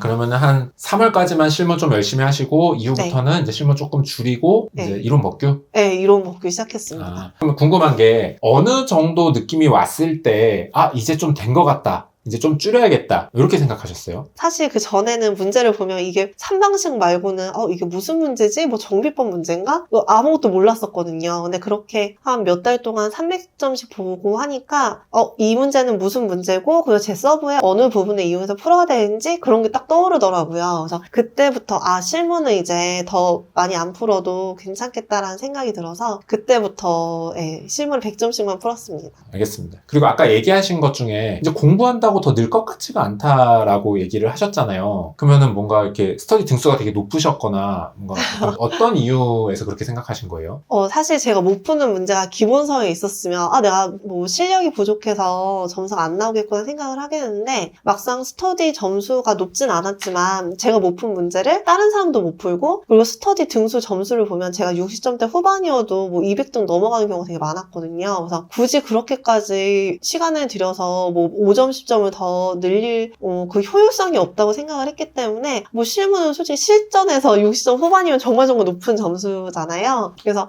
실무는 이 정도만 하면 되겠다라는 생각이 들었습니다. 점수가 좀 잘 나와서 등수는 차치하고서라도 이 정도 점수면은 뭐 괜찮지. 네, 맞아요. 이제 좀 그만하자 이렇게 생각하셨다고 하십니다. 자, 그리고 또 하나 또 여쭤보고 싶은 게 이제 기본기를 이렇게 잘 다지고 서브도 만드신 다음에 이제 양치기를 좀 확 하셨잖아요. 네. 그때 이제 왜 이렇게 많이 풀어야겠다라고 생각했는지와 거기서 어떤 거를 많이 배우셨는지. 일단 양치기를 왜 해야 되냐고 그 생각을 했냐면요. 실무나 좀 수학하고 약간 결이 다르긴 하지만 어떻게 보면 문제를 푸는 건 똑같잖아요. 그래서 문제를 많이 풀고 접하고 해야지 이게 정말 내용을 완벽하게 이해한 거라고 생각이 들어서 문제를 좀 많이 풀었고 그리고 문제를 많이 풀고 나니까 내가 뭐 기본서에 봤던 이 내용이 이렇게 문제로도 나오네? 약간 이런 식으로 적용이 어떻게 되는지도 감이 잡히더라고요. 그런 점에서 저는 양치기 정말 좋은 것 같습니다. 네. 그리고 이제 양치기를 어느 정도까지 올린 다음에는 오히려 줄여야 된다? 솔직히 300점씩 계속 풀다 보면은 이론이나 법규를 못해요. 공부를. 그래서 어떤 순간에는 줄여야 돼요. 어쩔 수 없이. 근데 그 시점에 이론 이 정도면 됐다라고 운 좋게 좀 생각이 들었던 것 같습니다. 네, 알겠습니다. 자, 그리고 지금 이제 얘기해 주신 걸 보니까 선행할 때 기본 강의 한번 들었고 네. 그리고 똑같은 강사님의 강의를 이제 1차 끝나고 한번 또 들었고 네. 그리고 그 다음 번에는 2차 끝나고서는 또 다른 강사님 강의를 들었고 이렇게 기본 강의를 3번이나 들으신 거는 약간 일단 그게 도움이 됐는지와 약간 왜 그렇게 하셨는지 궁금합니다. 모든 공부의 기본은 기본서잖아요. 저희가 중고등학교 때 교과서 위주로 공부를 하듯이 근데 저는 1차도 그렇고 2차도 마찬가지로 기본서가 가장 중요하다고 생각을 했기 때문에 기본 강의를 여러 번 듣는 게 전 당연하다고 생각을 했고 그리고 그걸 다 이해를 해야 문제 푸는 건 당연하다고 생각했습니다. 그리고 기본서를 제대로 익히지 않고 문제만 풀어버리면 문제가 다른 방식으로 나왔을 때 그 문제를 이렇게 못 풀 거라고 저는 생각을 했거든요. 근데 무조건 기본서 내에서 문제가 나올 거고 거기서 변형이 되는 거지 뭐 다른 데서 나오면 어차피 다른 사람도 못 풀기 때문에 기본서가 정말 기본이라고 생각을 해서 그렇게 열심히 봤습니다. 알겠습니다. 자, 그리고 이제 그 3월 이후로 한 100점 정도로 줄이신 이후로는 네. 그냥 실무 공부량은 그냥 그 정도로 거의 끝까지 그냥 쭉 가져가신 건가요? 네, 시험 때까지 실무 공부량을 늘리지 않고 계속 그렇게만 공부를 했습니다. 저도 이거 좀 공감하는 게 네. 실무가 이제 어느 정도 올라왔다 생각하면은 네. 줄여야 돼요. 맞아요. 저는 어느 정도 올라가니까 네. 너무 재밌는 거예요. 그래요? 야, 문제 다 가져와. 재밌진 않던데.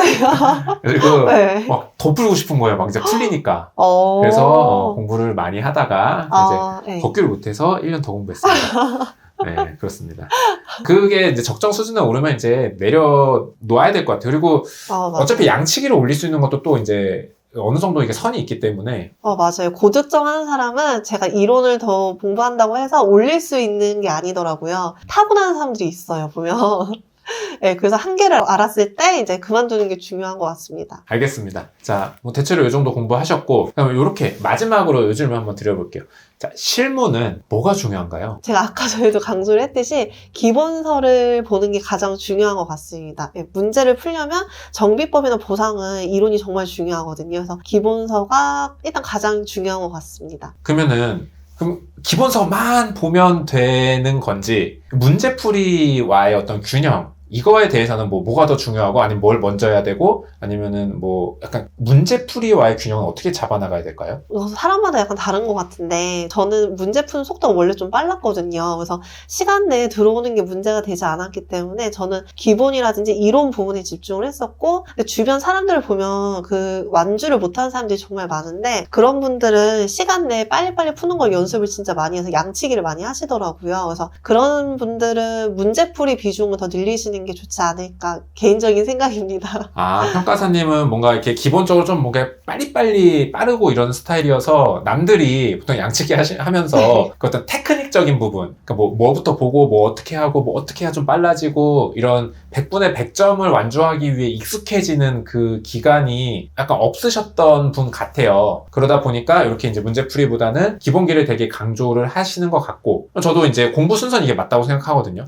어느 정도 내가 이제 양치기를 통해서 먼저 100분의 100점 정도를 경영할 수 있는 일단 기본기가 좀 되고 나면은 그 다음부터는 테크닉만으로는 점수가 안 느니까 그때는 이제 기본 내용을 가지고 이거를 답안지를 잘 써야 점수가 이제 올라가니까, 평가사님은 그게 사실은 어떻게 보면은 좀 타고나게 돼 있었던 분 같고, 이걸 먼저 갖추고 그 다음부터는 이제 기본서 싸움이다, 기본기 싸움이다. 네, 그리고 기본서를 보면 나중에 이론, 강론 부분이 정말 많이 겹치거든요. 그래서 이론 공부할 때도 정말 도움이 많이 되기 때문에 실무 기본서 꼭 읽어보셨으면 좋겠습니다.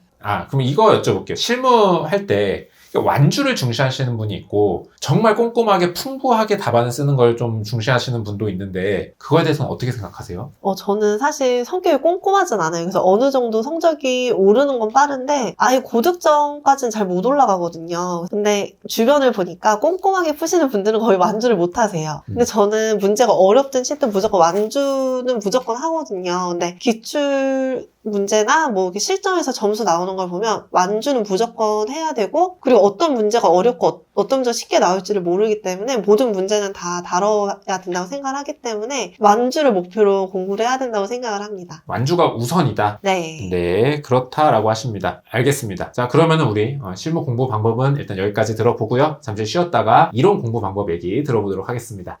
네, 안녕하세요. 감정평가사가 되자의 안평가사입니다. 자, 이번 시간에는요, 우리 34회 합격하신 김혜란 평가사님 모시고 김혜란 평가사님이 어떻게 공부했는지 경험들 공유해주는 시간 갖고 있습니다. 평가사님은 이제 집에서만 공부하시는 집순이 공부 전략을 취하셨고요. 그리고 1차임 3개월 만에 붙으신 이런 이력이 있으신 분입니다. 자, 평가사님이 이제 이론 공부 어떻게 하셨는지 좀 궁금합니다. 참고로 제가 사전 인터뷰를 조금 해보니까 이론 공부는 정말 헤맸다라고 합니다. 그래서 헤매시는 분들에게 도움이 될 만한 그런 합격 수기가 될 것 같습니다. 자, 이론 점수는 몇 점이셨죠? 초시 때는 36점이었고요. 다음에는 56점 받았습니다. 헤매셨다고 아까 엄청 얘기하신 것 같은데 점수는 또 괜찮게 나왔네요. 올해가 점수를 좀 후하게 준 해이기도 했고요. 스터디하고 점수가 정말 다르더라고요. 스터디할 때는 사실 50점을 넣어본 적도 없고 40점대 후반도 받아본 적이 거의 없었거든요. 근데 실전에서 좀 잘 나왔어요, 신기하게. 스터디 등수는 무의미하다? 저는 그랬어요. 네. 알겠습니다. 왜 차이가 날까요? 저도 제가 점수가 안 나왔을 때 채점 팀장께 한번 질문을 진짜 많이 드렸거든요. 근데 제가 쓴 답이 정답이 아닐 순 없다고 항상 하시는데 이게 여러 명을 객관적으로 채점을 해야 되다 보니 채점 기준이 없을 수가 없잖아요. 그래서 명확해야 되니까 그 기준에서 좀만 벗어나면 점수를 줄 수가 없기 때문에 실전에서는 이제 점수를 받을 수 있는 답안도 이제 스터디에서는 점수를 못 받으니까 차이가 진짜 좀 많이 나더라고요. 그런 차이가 있었던 것 같습니다. 네. 실제 채점할 때는 좀 채점 기준이 약간 여러 개일 수 있는 것 같아요, 그러면. 저는 그런 것 같습니다. 제 생각은. 네, 알겠습니다. 자, 일단은 그러면은 이제 전체적으로 공부 기간 동안 2차 이론 어떻게 하셨는지 궁금한데, 일단은 이론은 선행할 때 강의는 한번 들으신 것 같고, 네. 그 다음에 이제 1차 보시고 동차 노리던 시절에 아까 얘기하신 거는 막판 한 달만 네. 강의 듣고 뭐 기출 보면서 대충 이렇게 공부하는 거구나 배웠고 기본서를 한 번 정도 읽었다. 네, 2번 읽었습니다. 아, 2번 읽었어요? 네. 그렇게 해서 시험 보니까 한 36점 나왔다. 네. 양은 다 채우셨어요, 그때? 초시 때? 양도 못 채웠어요. 9장밖에 못 썼거든요. 그래서 사실 저는 그때 써본 적이 없으니까 서와 결도 점수에 들어가는 줄 알았어요. 그래서 점수도 못 채우고 솔직히 서와 결이 점수에 안 들어간다고 해도 쓸 내용이 없더라고요. 아는 게 없으니까. 그래서 이론은 저 암기 과목이라고 전혀 생각을 안 했는데 나중에 하다 보니까 암기 과목이 되더라고요. 그리고 막판 한 달 동안 제가 인강을 아침에 5시에 일어나서 한 3시간 정도 그렇게 3주 보고 그 다음에 기출을 거의 뭐 한 하루에 3, 4회 정도 풀고 그리고 기본서를 보고 이제 시험을 봐서 36점을 받았습니다. 네. 자, 그러면 그렇게 해서 초시 딱 보고 일단 시험장에서 느낀 바가 있었을 거 아니에요. 그리고 나서의 공부 방향은 어떻게 잡으셨어요? 사실 이론 시험 보고 나서도 감이 잘 안 잡혔긴 했는데 가장 중요한 게 제가 아는 것과 쓰는 건 진짜 다르더라고요. 그래서 이론도 써봐야 된다는 걸 그때 느꼈고 그리고 감은 사실 올해 2차 볼 때까지도 감을 못 잡았었어요, 전혀. 근데 제가 느낀 게 어떤 과목이 잘 나올지 또 어떤 과목이 약하게 나올지 그거는 절대 모른다고 생각을 해서 이론은 절대 버릴 수 없다고 생각을 했었거든요. 그래서 하루에 3, 4시간은 잡고 갔습니다. 네. 그러면 일단은 뭐 감이 안 왔다. 3, 4시간은 잡고 갔는데 그럼 1차 초시 끝나고 뭐 3, 4시간 동안 그럼 뭐 하셨어요? 뭐 방향성이 없는데 지금 뭐가 문제인지도 모르고 어디로 가야 될지도 모르는데 그래서 다른 강사님 강의를 또 이제 헤맸죠. 헤매서 다른 강사님 기본 강의를 들었는데 저는 기본서를 읽으니까 이해가 안 가서 사실 그 기본 강의를 이해시켜줄 수 있는 강사님을 찾아왔는데 못 찾았어요. 끝내. 못 찾아가지고 그냥 혼자서 기본 강의 보기 시작했는데 그 3달 동안 사실 기본 강의 듣고 2달은 그냥 포기하고 그랬습니다. 그래서 3개월은 거의 뭐 이론 공부 안 했어요. 아, 그러면은 초시 끝나고서는 기본 강의 듣다가 이거 뭐 모르겠다. 네. 실무랑 법규 위주로 하고 이론은 일단은 미뤄뒀다. 네. 오케이, 그러면 10월까지는 이론 공부 안 한 걸로 칠게요. 네. 그러면 10월에 이제 발표가 나잖아요. 네. 그리고 나서는 이제 좀 뭔가 했었어야 될 것 같은데 한 11월 정도부터 어떻게 공부하셨나요? 사실 합격자 발표 나고 나서 이론이 꽈락 나왔잖아요. 그래서 기반임 평가사님께 바로 연락을 드려서 이제 상담을 받았거든요. 그러면서 기반임 평가사님의 도움을 좀 받아서 기본서가 이해가 안 되는 걸 질문을 막 많이 드리고 그러면서 기본서를 그냥 혼자서 이해해 나갔습니다. 그리고 이제 기본서를 그러면은 뭐 하루에 시간을 정해서 읽으신 거예요? 네, 근데 진짜 오래 걸리더라고요. 처음에 한 50페이지 읽는데 한 3, 4시간? 진짜 오래 걸리더라고요. 그래서 그걸 다 보려고 하면 진짜 뭐 한 2, 3주 정도 걸렸으니까요. 그래서 그렇게 이해를 하고 그렇게 한 몇 번을 돌렸어요. 그래서 50페이지를 제가 1시간 내에 읽을 수 있을 정도로 그렇게 돌리고 근데 그래도 감은 안 잡히고 이론 공부하기 전하고 후하고 스터디 점수가 똑같았어요. 충격적이게도. 네. 그래서 일단은 기본서는 중시하시는 스타일이니까 네. 뭐가 됐든 일단 기본서는 내가 다 이해하겠다. 네. 그래서 기본서 돌리셨고 그게 2월까지? 네, 2월까지 혼자 하려고 하니까 잘 안 돼가지고 사실 이게 이해는 사실 되나 안 되나 잘 모르겠지만 그래도 이해를 하고 이제 쓸 줄 알아야 되잖아요. 근데 이게 안 나가더라고 손이 암기가 안 되니까 그래서 한 3달 정도는 혼자서 기본서를 보고 2월에는 스터디를 찾았습니다. 안 돼가지고. 어떤 스터디 찾아서 하셨어요? 이론 목차 암기하는 스터디가 있어요. 그래서 그 이론 목차하는 스터디도 구하고 거기 스터디에서 같이 그 의 정의를 또 암기하는 그런 것도 같이 했었고요. 그리고 실무 기준 해설서도 암기를 해야 됐기 때문에 그거 심화편으로 정리해둔 책이 또 있거든요. 그래서 그것도 같이 암기를 시작했습니다. 아, 그러면 정리해보면은 손 놓고 있다가 네. 11월부터 한 1월까지는 기본서를 꼼꼼히 이해했고 네. 한 두세 번 돌렸고 2월부터 암기를 시작했다. 네. 오케이. 자, 이게 암기하고 나니까 뭐 좀 쓰는 게 달라지던가요? 쓰는 건 달라지는데 신기하게 점수는 똑같아요. 네. 저는 나름대로 정말 잘 썼다고 생각을 했는데 49점 나오면 정말 잘 나왔던 거거든요. 그래서 맨날 43, 41 이렇게 나와서 근데 저는 자꾸 주위 사람들이 실전하고 점수는 진짜 다르다. 그 얘기 너무 많이 들어서 하루에 3-4시간은 그래도 꼭 공부를 했습니다. 알겠습니다. 근데 이렇게 뭔가 감이 안 오고 이렇게 공부가 계속 지지부진하면 내가 좀 잘못하는 거 아닌가? 뭐 좀 이걸 바꿔야 되지 않나? 그러다 보면 남들이 뭐 누구 좋다더라, 뭐 좋다더라, 뭐 하다더라 하면은 엄청 휘청휘청 하시다가 내 공부 하나도 못하고 좀 마무리되는 분도 있거든요. 그런 위험이나 그런 경우는 없었어요? 저도 그래서 이론이 길이 안 잡혀서 진짜 여러 강사님 거 보고 듣고 했는데 그렇게 하다 보니까 더 헷갈리고 더 길을 못 찾겠더라고요. 그래서 나중에는 딱 한 강사님을 딱 정해가지고 그 강사님의 기본서, 기출. 근데 그게 진짜 중요한 게 기출 문제가 거의 기본서를 바탕으로 하기 때문에 제가 기본서를 본 강사님이 기출 문제를 푸는 게 제일 편했었거든요. 그리고 그게 저는 옳다고 생각을 해요, 아직도. 그래서 결국에는 한 강사님으로 결정을 하게 됐습니다. 네. 그냥 모르겠으니까 그냥 이 사람 믿고 이 사람 하라는 거 하고 이 사람 따라가겠다. 네, 떨어지면 이제 다른 강사님을 믿고 따라가겠다, 그때. 알겠습니다. 그래서 감이 안 왔을 때는 이렇게 강사님 믿고 네. 가봐라. 네. 이렇게 정리해 볼 수 있겠군요. 자, 그러면은 이론은 기본서 2, 3회독하고 암기할 거 암기하고 네. 그 다음에 뭐 별도로 따로 공부한 건 없었어요? 이론은 사실 제가 방향을 잘 못 잡았기 때문에 따로 뭘 공부해야 되는지도 몰랐어요. 그래서 처음엔 되게 욕심이 많이 나서 여러 강사님의 기본서를 보고 그 내용을 한 교재에다 다 옮겨 담고 그거를 가지고 가려고 했지만 그게 불가능하다는 걸 깨달았어요. 왜? 내용도 다르고요. 또 학설도 다르고 결론도 다르고 설명도 달라요. 그래서 제가 딱 한 강사님을 믿고 그리고 딱 하나의 결론을 내리고 그게 되게 중요하다고 생각을 했고 그리고 그런 과정에서 강사님들한테 정말 질문도 많이 드리고 그렇게 해서 갔습니다. 알겠습니다. 뭔가 이론에 대해서 뭔가 이렇게 딱 이 본인의 생각을 얘기를 하기는 좀 어려운 상황이고 맞아요. 오히려 헤맸다는 얘기로 여러분들한테 좀 위로가 될 수 있는 그런 경험인 것 같습니다. 자, 본인처럼 이론 감을 잘 못 잡고 계신 분들에게 해주고 싶은 말이 있다면요? 제가 원래 글을 진짜 못 쓰고 문해력도 진짜 안 좋아요. 그래가지고 이론이 원래 시작하기 전부터 저한테 가장 약한 과목일 거라고 예상을 하고 있었거든요. 근데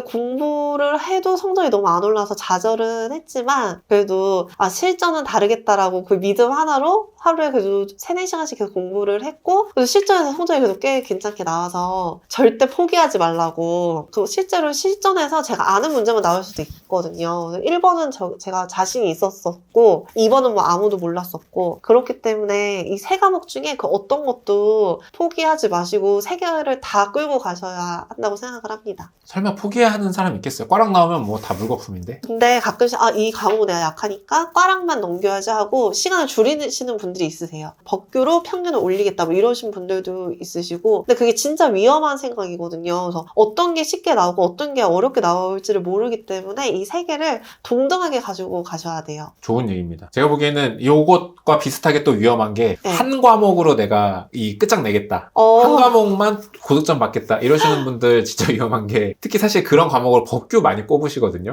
근데 그쵸. 법규가 쉬울 때는 점수 편차가 안 나요, 사람들끼리. 그래서 법규의 맞아요. 점수를 못 벌려요. 오히려 어려워야 점수를 벌릴 수 있거든요. 이렇게 난이도에 따라서 좀 이제 내 전략이 폭망과 성공이 왔다 갔다 하는 거는 운에 맡기는 거잖아요. 맞아요. 진짜 그래요.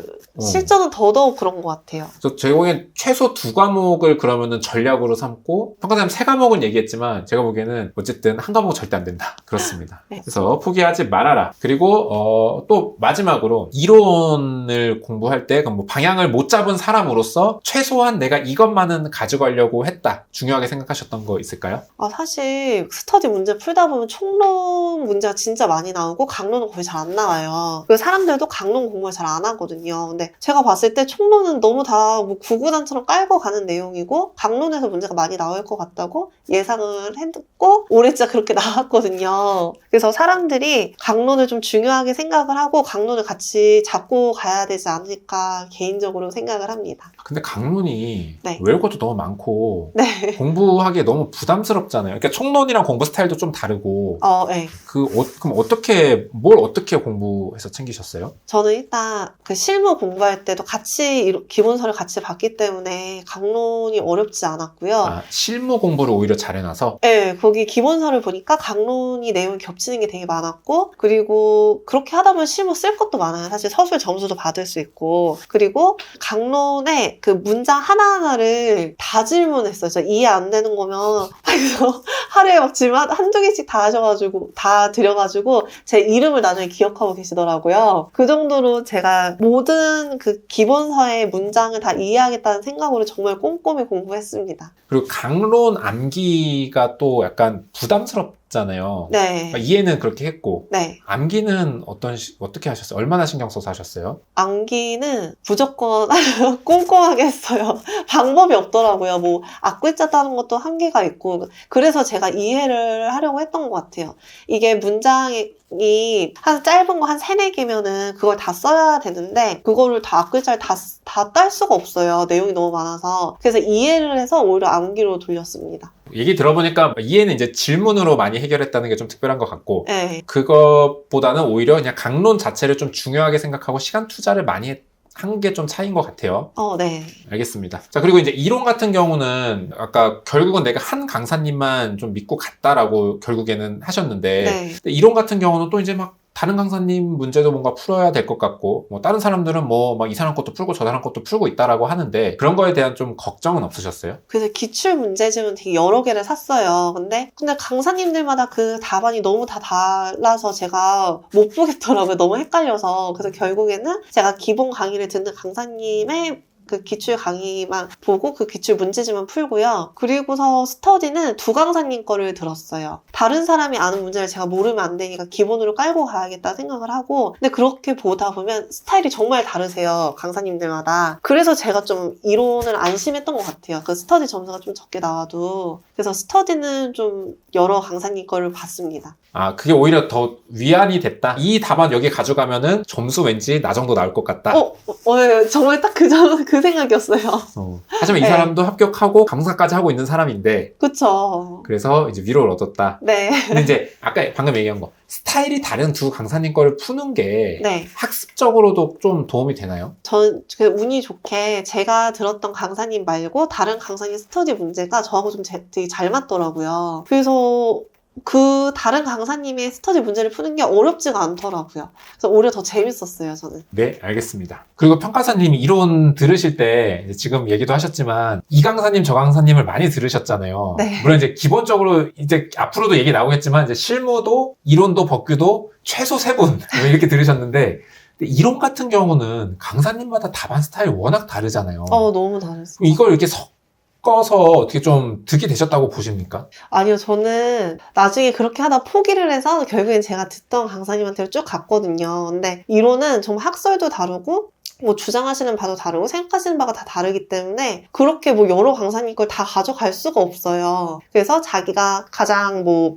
강의력이 좋다고 생각하시는 분이나 아니면 가장 자기의 의견하고 뭐 비슷한 것 같은 강사님이나 그런 분을 한 분을 가지고 가는 게 저는 타당하다고 봅니다. 네, 알겠습니다. 자, 이렇게 해서 우리 이론 네.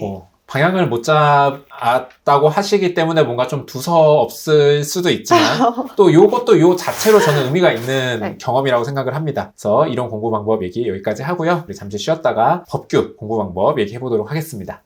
네, 안녕하세요. 감정평가사가 대자의 안평가사입니다. 자, 이번 시간에는요, 34회 합격하신 김혜란 평가사님 나와주셔서 어떻게 공부했는지 경험 공유해주고 계십니다. 김혜란 평가사님은 집에서만 공부하시는 굉장히 집순이 스타일의 좀 특징이 있는 분이십니다. 이번 시간에는 이제 법규 공부 방법 얘기를 좀 해볼게요. 네. 점수는 몇 점 나오셨죠? 처음 초시 때 48점 나왔고 이번에는 58점 나왔습니다. 뭐 합격생 평균이 한 50 후반 정도 되는 것 같아요. 네, 평균 정도 한 것 같아요. 평균 그러면 좀 높아요. 평균은 한 네. 중후반이니까 네. 조금 높다고 보겠습니다. 자, 이제 전체 기간 동안 법규 공부 개략적으로 어떻게 했는지 궁금한데 제가 지금까지 들은 거 한번 제가 정리해보면 선행을 좀 했어요. 1차 하시는 동안. 그래서 기본 강의 한번 빠르게 듣고 법규 서버를 그때 암기를 하셨어요. 네, 맞아요. 그때 근데 암기가 많이 됐어요. 이해가 안 되니까 진짜 제가 3달 동안 1시간 반 씩기를 했는데도 정말 다시 암기를 하려니까 아무것도 기억이 안 나더라고요. 그래서 근데도 다시 하라면 할 것 같습니다. 네, 알겠습니다. 그 다음에 일단은 1차 시험 보시고 이제 동차 노리셨죠? 그래서 4월부터 6월까지는 제가 이해한 바로는 법규 같은 경우에는 6월까지는 일단은 암기는 약간 해 놓으신 상태에서 오히려 이해가 부족하다 보니 기본서 보고 질문하시면서 맞아요. 그래서 1년 동안 그 못 들은 커리큘럼을 한 2, 3개월에 다 때려박아서 눈으로 쭉쭉쭉쭉 풀면서 일단 한 바퀴 1년치는 어영부영 다 돌렸다. 네, 맞아요. 안평가사님 그 커리큘럼 그냥 올패스 끊어가지고요. 남들이 1년 동안 듣는 그 강의를 3개월 만에 그냥 다 들었다고 보시면 됩니다. 알겠습니다. 그리고 나서 시험 보시고 나서부터는 이제 법규 딱 시험 보면서 이제 느낌 그리고 앞으로의 방향성 어떻게 생각하셨나요? 그때 왜 그랬는지 모르겠지만 합격한 줄 알았어요. 그래가지고 이 얘기 3번째 하고 있습니다. 그래서 3개월 동안 그냥 놀았습니다. 그래서 사실 법규는 안평가사님 그 강의를 듣고 다른 강사님이 그 스터디를 듣긴 했지만 법규 뭐 이렇게 하면 되겠다. 3개월 만에 너무 많은 양을 했다고 생각하기 때문에 떨어져도 뭐 나중에 충분히 따라갈 수 있다고 생각을 해서 3개월은 그냥 놀았어요. 법규는 안 했다? 네, 아예 안 했어요. 네, 알겠습니다. 대신 이제 실무 이론은 하신 거죠? 실무도 인강을 듣고 스터디 문제 풀고 이론 기본 강의 듣다가 포기하고 좀 쉬고 했습니다. 알겠습니다. 그래서 일단 법규는 3개월 안 했다고 합니다. 그 다음에 발표 났어요. 10월부터. 요때 이제 뭐 받은 점수를 받고 느낀 것과 그때 방향성 설정은 어떠셨어요? 사실 생각보다 점수가 너무 안 나와서 놀랬었고요. 그래서 기본부터 다시 해야겠다고 생각을 해서 다른 기본 강의를 처음부터 그냥 쭉 다시 들었습니다. 그리고 또 안평가사님 그 강의를 듣고 서브가 꼭 있어야겠다고 생각이 들어서 서브를 한 2달 정도 시간을 들여서 저만의 서브를 만들었었습니다. 그러면은 이제 서브를 좀 다시 만드셨잖아요. 네. 제가 보기엔 이제 초반에 뭐 암기도 한 바퀴 돌리고 막 강의도 1년치를 어쨌건 듣고 하시다 보니까 서브 만드실 여력이 좀 생기셨던 것 같아요. 맞아요. 그래서 이제 서브를 만드셨는데 이게 이제 한 몇 달 정도 걸리셨고 어떤 식으로 만드셨는지 궁금합니다. 기본 강의를 2배속으로 들어서 기본 강의 듣는 데는 뭐 1달도 안 걸렸었거든요. 근데 서브를 2달을 만들었어요. 2달 동안. 근데 안평가사님 서브하고 또 다른 강사님하고 막 이렇게 막 엄청 섞었거든요. 진짜 제가 시중에 나와 있는 법규의 모든 내용을 내 서브에 다 넣는다 생각을 해서 정말 뭐 2달 동안 미친 듯이 서브를 만들었습니다. 그리고 그렇게 제가 만들고 나니까 그때서야 암기가 좀 되더라고요. 이해도 되고. 그래서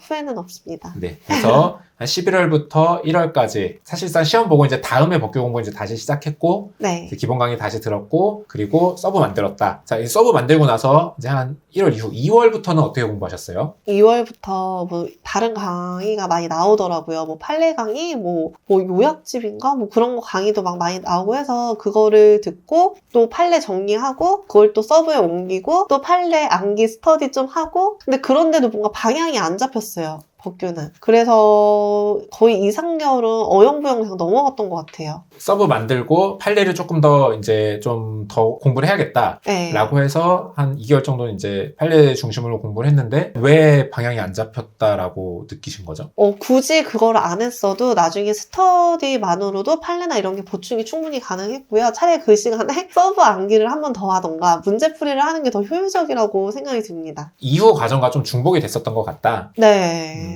알겠습니다. 자, 그리고 나서 이제 판례까지도 어쨌든 내 서브에 장착을 했어. 네. 자, 그 다음에 한 4월부터 네. 시험까지 한 3개월 남았죠. 이때는 이제 어떻게 공부하셨어요? 그때는 진짜 암기를 해야겠다 생각을 해서 그 하루에 논점을 몇 개를 딱 정하고서 암기를 시작을 했습니다. 근데 하다 보니까 사실 논점 찾는 건 안평가사님 그 문제를 보고 되게 쉬웠어요. 근데 그 논점을 찾는 건 쉬운데 그 답안을 만들기가 되게 어려워서 또 다른 강사님의 문제풀이 집을 사서 문제풀이를 했습니다. 그렇게 해서 이제 시험장 들어가셔서 시험 보셨다. 자, 전체적으로는 뭐 이제 선행하시고 초시 때 이제 쭈쭈쭈 보시고 그 다음에 강의 듣고 서브 듣고 보고 이제 다른 문제집도 풀고 네. 이런 식으로 공부를 하셨다라고 합니다. 자, 일단은 자, 서브 만드시는 거에 대해서 좀 여쭤보고 싶은데요. 뭐 사실 이제 저는 그렇게 추천은 하진 않지만 저는 이제 또 어떻게 보면은 어느 정도 고득점으로 넘어가려면 본인 서브를 만드는 게 또 되게 도움이 된다고는 생각하거든요. 네, 평가사님이 서브를 이제 직접 어떤 고생인지 정확히 알고 있는데 자, 요거는 이제 다시 돌아가도 좀 다시 하실 것 같은지. 사실 제 서브를 만들면 암기는 확실히 잘 돼요. 근데 시간이 진짜 오래 걸리고 지금 와서 생각을 하면 굳이 그렇게 했었어야 되나라는 생각이 들거든요. 그래서 제가 추천드리는 바로는 그냥 암평가사님 서브를 외우는 게 정말 가장 효율적이에요. 내가 쓴 게 아니라서 암기가 안 되더라도 차라리 그 시간에 한두 번 보는 게 더 효율적이거든요. 그래서 저는 시중에 나와 있는 서브를 정리하는 걸 추천드립니다. 네, 시중에 나와 있는 거를 그냥 정리해라. 그리고 뭐 좀 나오는 대로 추가하고 네. 방금 얘기한 게 서브를 만들었더니 암기가 잘 된다. 요거는 오케이, 저도 인정하고요. 네. 그리고 서브를 만들었더니 내용에 대한 이해도가 더 올라갔다. 그것도 확실히 있는 것 같아요. 제가 그리고 이해를 한 내용을 넣잖아요. 그러니까 강사님들마다 내용이 다 다른데, 내가 봤을 때 이 내용이 마음에 든다면 그거를 넣고, 그러다 보니까 이해도 더 잘 되고, 암기도 더 잘 되고, 그리고 뭐, 배점이 갑자기 뭐 길게 나올 때가 있어요. 그럴 땐 제가 늘릴 수가 없잖아요. 지식이 없으니까. 그러면은 그거에 맞게 또 서브도 제가 또 수정할 수도 있고. 근데 그런 점은 정말 좋다고 생각을 하는데, 그렇다고 해도 시간이 진짜 오래 걸립니다. 네, 그렇습니다. 그래서 서브 만드는 게 이제 좀 본인 상황에 따라 결정을 하시면 될 것 같아요. 시간이 좀 부족하다 하시면은 그냥 시중 서브를 중심으로 하시고, 근데 확실히 서브 만드는 게 시간이 오래 걸리는 게 문제지, 이제 만드는 과정에서 공부는 참 많이 되는 것 같아요. 근데 저는 그래도 암평가님 강의를 들었기 때문에 만들 수 있었다고 저는 생각을 하거든요, 개인적으로. 그래서 초시인 분들은 솔직히 서브 못 만들 거라고 저는 생각이 들어요. 뒤집어 엎다 끝나죠. 네, 진짜 그럴 것 같아요. 알겠습니다. 자, 그리고 이제 아까 판례 강의 들으셨다 그랬는데, 네. 요거는 이제 어떻게 정리하고 뭐 어떤 식으로 공부를 하셨나요? 그리고 아까 얘기하셨을 때, 이 뒤에 나오는 건데 라고 하셨는데, 이제 돌아가면 좀 어떤 식으로 공부할 것 같은지. 판례 강의가 판례를 이렇게 막 모아놓고서 그거에 대해서만 설명을 하는 강의였었거든요. 근데 그게 논점마다 이렇게 정리가 쭉 돼 있지가 않아서 그거를 정리하는 그런 시간을 가졌고 또 그걸 암기하는 스터디를 했었는데 그 판례가 나중에 스터디에도 나오고 그러니까 중요한 판례는 어차피 제가 그 강의를 안 듣고 그걸 안 보더라도 어디서든지 봐요. 스터디든 뭐 다른 강사님의 뭐 문제집이든 어차피 보게 되기 때문에 굳이 그것까지는 필요 없다고 생각이 듭니다. 네. 다시 돌아가면은 좀 그거는 패스할 것 같다. 네, 저는 패스할 것 같습니다. 네, 알겠습니다. 자, 근데 지금 이제 얘기해 주신 것들을 들어보면 전체적으로 뭔가 서브 만들고 이제 암기했다. 네. 약간 요게 이제 전체적인 맥락인데 사실 이제 법규가 암기가 또 전부는 아니잖아요. 네. 얘기하신 것처럼 뭔가 이제 문제 풀 때 문제를 잘 푸는 것도 되게 중요하잖아요. 그래서 그거를 아까 다른 강사님 거들을 또 가져다가 이제 문제를 푸셨다고 하셨는데 네. 그때는 이제 좀 그때 배웠던 거, 그때 도움이 됐던 거 이런 게 있을까요? 사실 다른 강사님의 문제집을 산 이유가 제가 문제를 봤을 때 논점을 못 찾아서라기보다 제가 듣던 강사님의 그 답안이 되게 여러 개였어요. 그래서 그 답을 제가 어떻게 써야 될지를 몰라서 다른 강사님의 문제집을 샀던 거고 사실 암평가사님의 문제를 풀고 나서 문제에 논점 찾는 게 되게 쉬웠거든요. 그래서 문제 푸는데 정말 쉬웠던 것 같아요, 법규는. 그래서 법규는 공부를 진짜 쉽게 해가지고 사실 말씀드릴 게 별로 없습니다. 그냥 안평가사님 그냥 따라가시면 됩니다. 네. 뭐 약간 돈 받고 찍으시는 거 아니시죠? 아니에요. 네, 제가 그때 3개월 안 들었으면 전 정말 지금도 이렇게 합격 못했을 거라고 생각을 합니다. 네. 라고 하는 또 뭐 이제 개인 의견입니다. 그렇습니다. 자, 그 다음에 또 이제 궁금한 게 네. 결국은 이제 암기가 사람을 되게 힘들게 하잖아요. 네. 그래서 암기할 때 좀 팁이랄 게 있을까요? 저도 암기가 너무 안 돼서 사실 유튜브로 암기법을 진짜 많이 찾아봤거든요. 근데 자기만의 암기법이 따로 있는 것 같아요. 아무리 다른 사람이 이렇게 잘 외워진다고 해도 저는 안 맞더라고요. 그래서 저는 기존에 항상 쓰던 직접 쓰는 거 그리고 실전에서도 서술이기 때문에 논술형이기 때문에 이걸 다 써야 돼서 직접 다 한 번씩 써보는 걸 추천드립니다. 네. 그냥 조금 시간 오래 걸리고 무식한 것 같더라도 네. 차라리 나는 그게 맞았다. 네, 저는 그게 맞았습니다. 네. 알겠습니다. 자, 그 다음에 이제 또 법전 암기도 좀 요즘은 저희 때는 사실 법전 암기는 필수였거든요. 네. 요즘은 좀 교재가 워낙 잘 됐다 보니까 법전 암기를 조금 등한시하시는 분들도 있는 것 같은데 일단은 법전 암기는 하셨다고 아까 하셨어요. 네, 저는 스터디를 따로 구성을 해서 했고 보상법은 워낙 중요하니까 보상법은 진짜 뭐 조 제목뿐만 아니라 그 내용 뭐 진짜 정말 다 외웠거든요. 정말 다 외웠고 그리고 부동산 공시법은 개별 공시지가까지 다 외우고 뭐 감정평가법은 뭐 중요한 거 골라서 외우고 근데 이게 진짜 안 외워져요. 제가 3-4달 정도 스터디를 했는데도 시험 들어갈 때까지 그걸 잡고 있었거든요. 그래서 다들 미리미리 하시는 게 그리고 저는 법규 서브를 만들 때 그 논점에 맞는 그 법전 내용도 같이 넣었거든요. 자주 눈에 익히려고. 근데 그런 것도 도움이 많이 되는 것 같습니다. 네, 알겠습니다. 법전 암기는 어떻게 좀 다음에 내가 다시 돌아가더라도 요거는 그래도 할 것 같다. 안 할 것 같아요. 왜요? 시간이 너무 오래 걸리고 생각보다 잘 안 외워지고요. 중요한 건 다 암기가 돼요. 근데 보상법은 필수예요. 보상법은 외워야 됩니다. 그리고 이번에 법규에서 약간 브리타? 네, 브리타라고 했던 그런 부분이 안평가사님 서브에 있었거든요. 그래서 저는 법전을 굳이 안 봤어도 그 내용을 쓸 수가 있었던 내용이기 때문에 굳이 법전까지 볼 필요가 있었나 싶습니다. 알겠습니다. 이건 개인 의견입니다. 저는 아직도 사실 잘 모르겠어요. 그러니까 저희 때는 법전이 필수였는데 요즘은 교재가 너무 좋아지다 보니까 제가 봐도 근데 법전을 따로 보는 게 이게 논리적으로는 크게 의미는 없는 것 같아. 하지만 네. 나는 이렇게 열심히 외웠었던데 이거 안 외운다고? 약간 이런 좀 그런 감정들이 드는 내용인 것 같습니다. 근데 마지막에 이제 브리타를 대비할 수 있는 여력이 되시는 분들은 보시는 거는 나쁘지 않을 것 같습니다. 그리고 지금 좀 얘기를 들어보니까 이제 강사님들을 사실 이제 뭐 실무도 그렇고 이론도 그렇고 법규도 그렇고 한 강사님 들으신 분이 아니에요. 이분은 진짜 최소 3분 네. 각 과목별 최소 3분을 들으신 분이에요. 자, 그러면 이제 그거에 대해서 좀 여쭤보고 싶은 게 특히 법규 같은 경우는 강사님 섞지 말아라. 그러면 이제 학설 막 이런 것도 되게 헷갈린다 라고 하는 얘기들이 좀 있는데 뭐 실제 그렇게 섞어 보니까 어떠셨어요? 제가 처음에 안평가사님으로 약간 법규의 감을 잡은 것 같거든요. 그래서 그런지 다른 강사님을 봐도 이분은 이렇게 생각을 하시는구나 라고 넘어갈 수가 있었던 것 같아요. 그거에 대해서 헷갈리지 않고. 약간 그 처음 보시는 분이라면은 당연히 한 강사님을 따라가는 게 맞지만 근데 주변 보면 한 강사님 따라가시는 분이 거의 없어요. 다 여러 분 듣고 그래서 저는 괜찮은 것 같습니다. 네. 근데 선택 못 하실 거 있으면 안평가사님 거 일단 먼저 듣고 다른 강사님 들으시는 게 진짜 도움이 많이 됩니다. 그렇다고 하십니다. 예, 네. 좀 부끄러워서 뭐 이제 법규 공부 방법은 여기까지 마무리를 하도록 하겠습니다. 자, 잠깐 쉬었다가 이제 평가사님 실제 시험장에서 어떻게 문제 푸셨는지 그 생생한 경험담 들려드리도록 하겠습니다.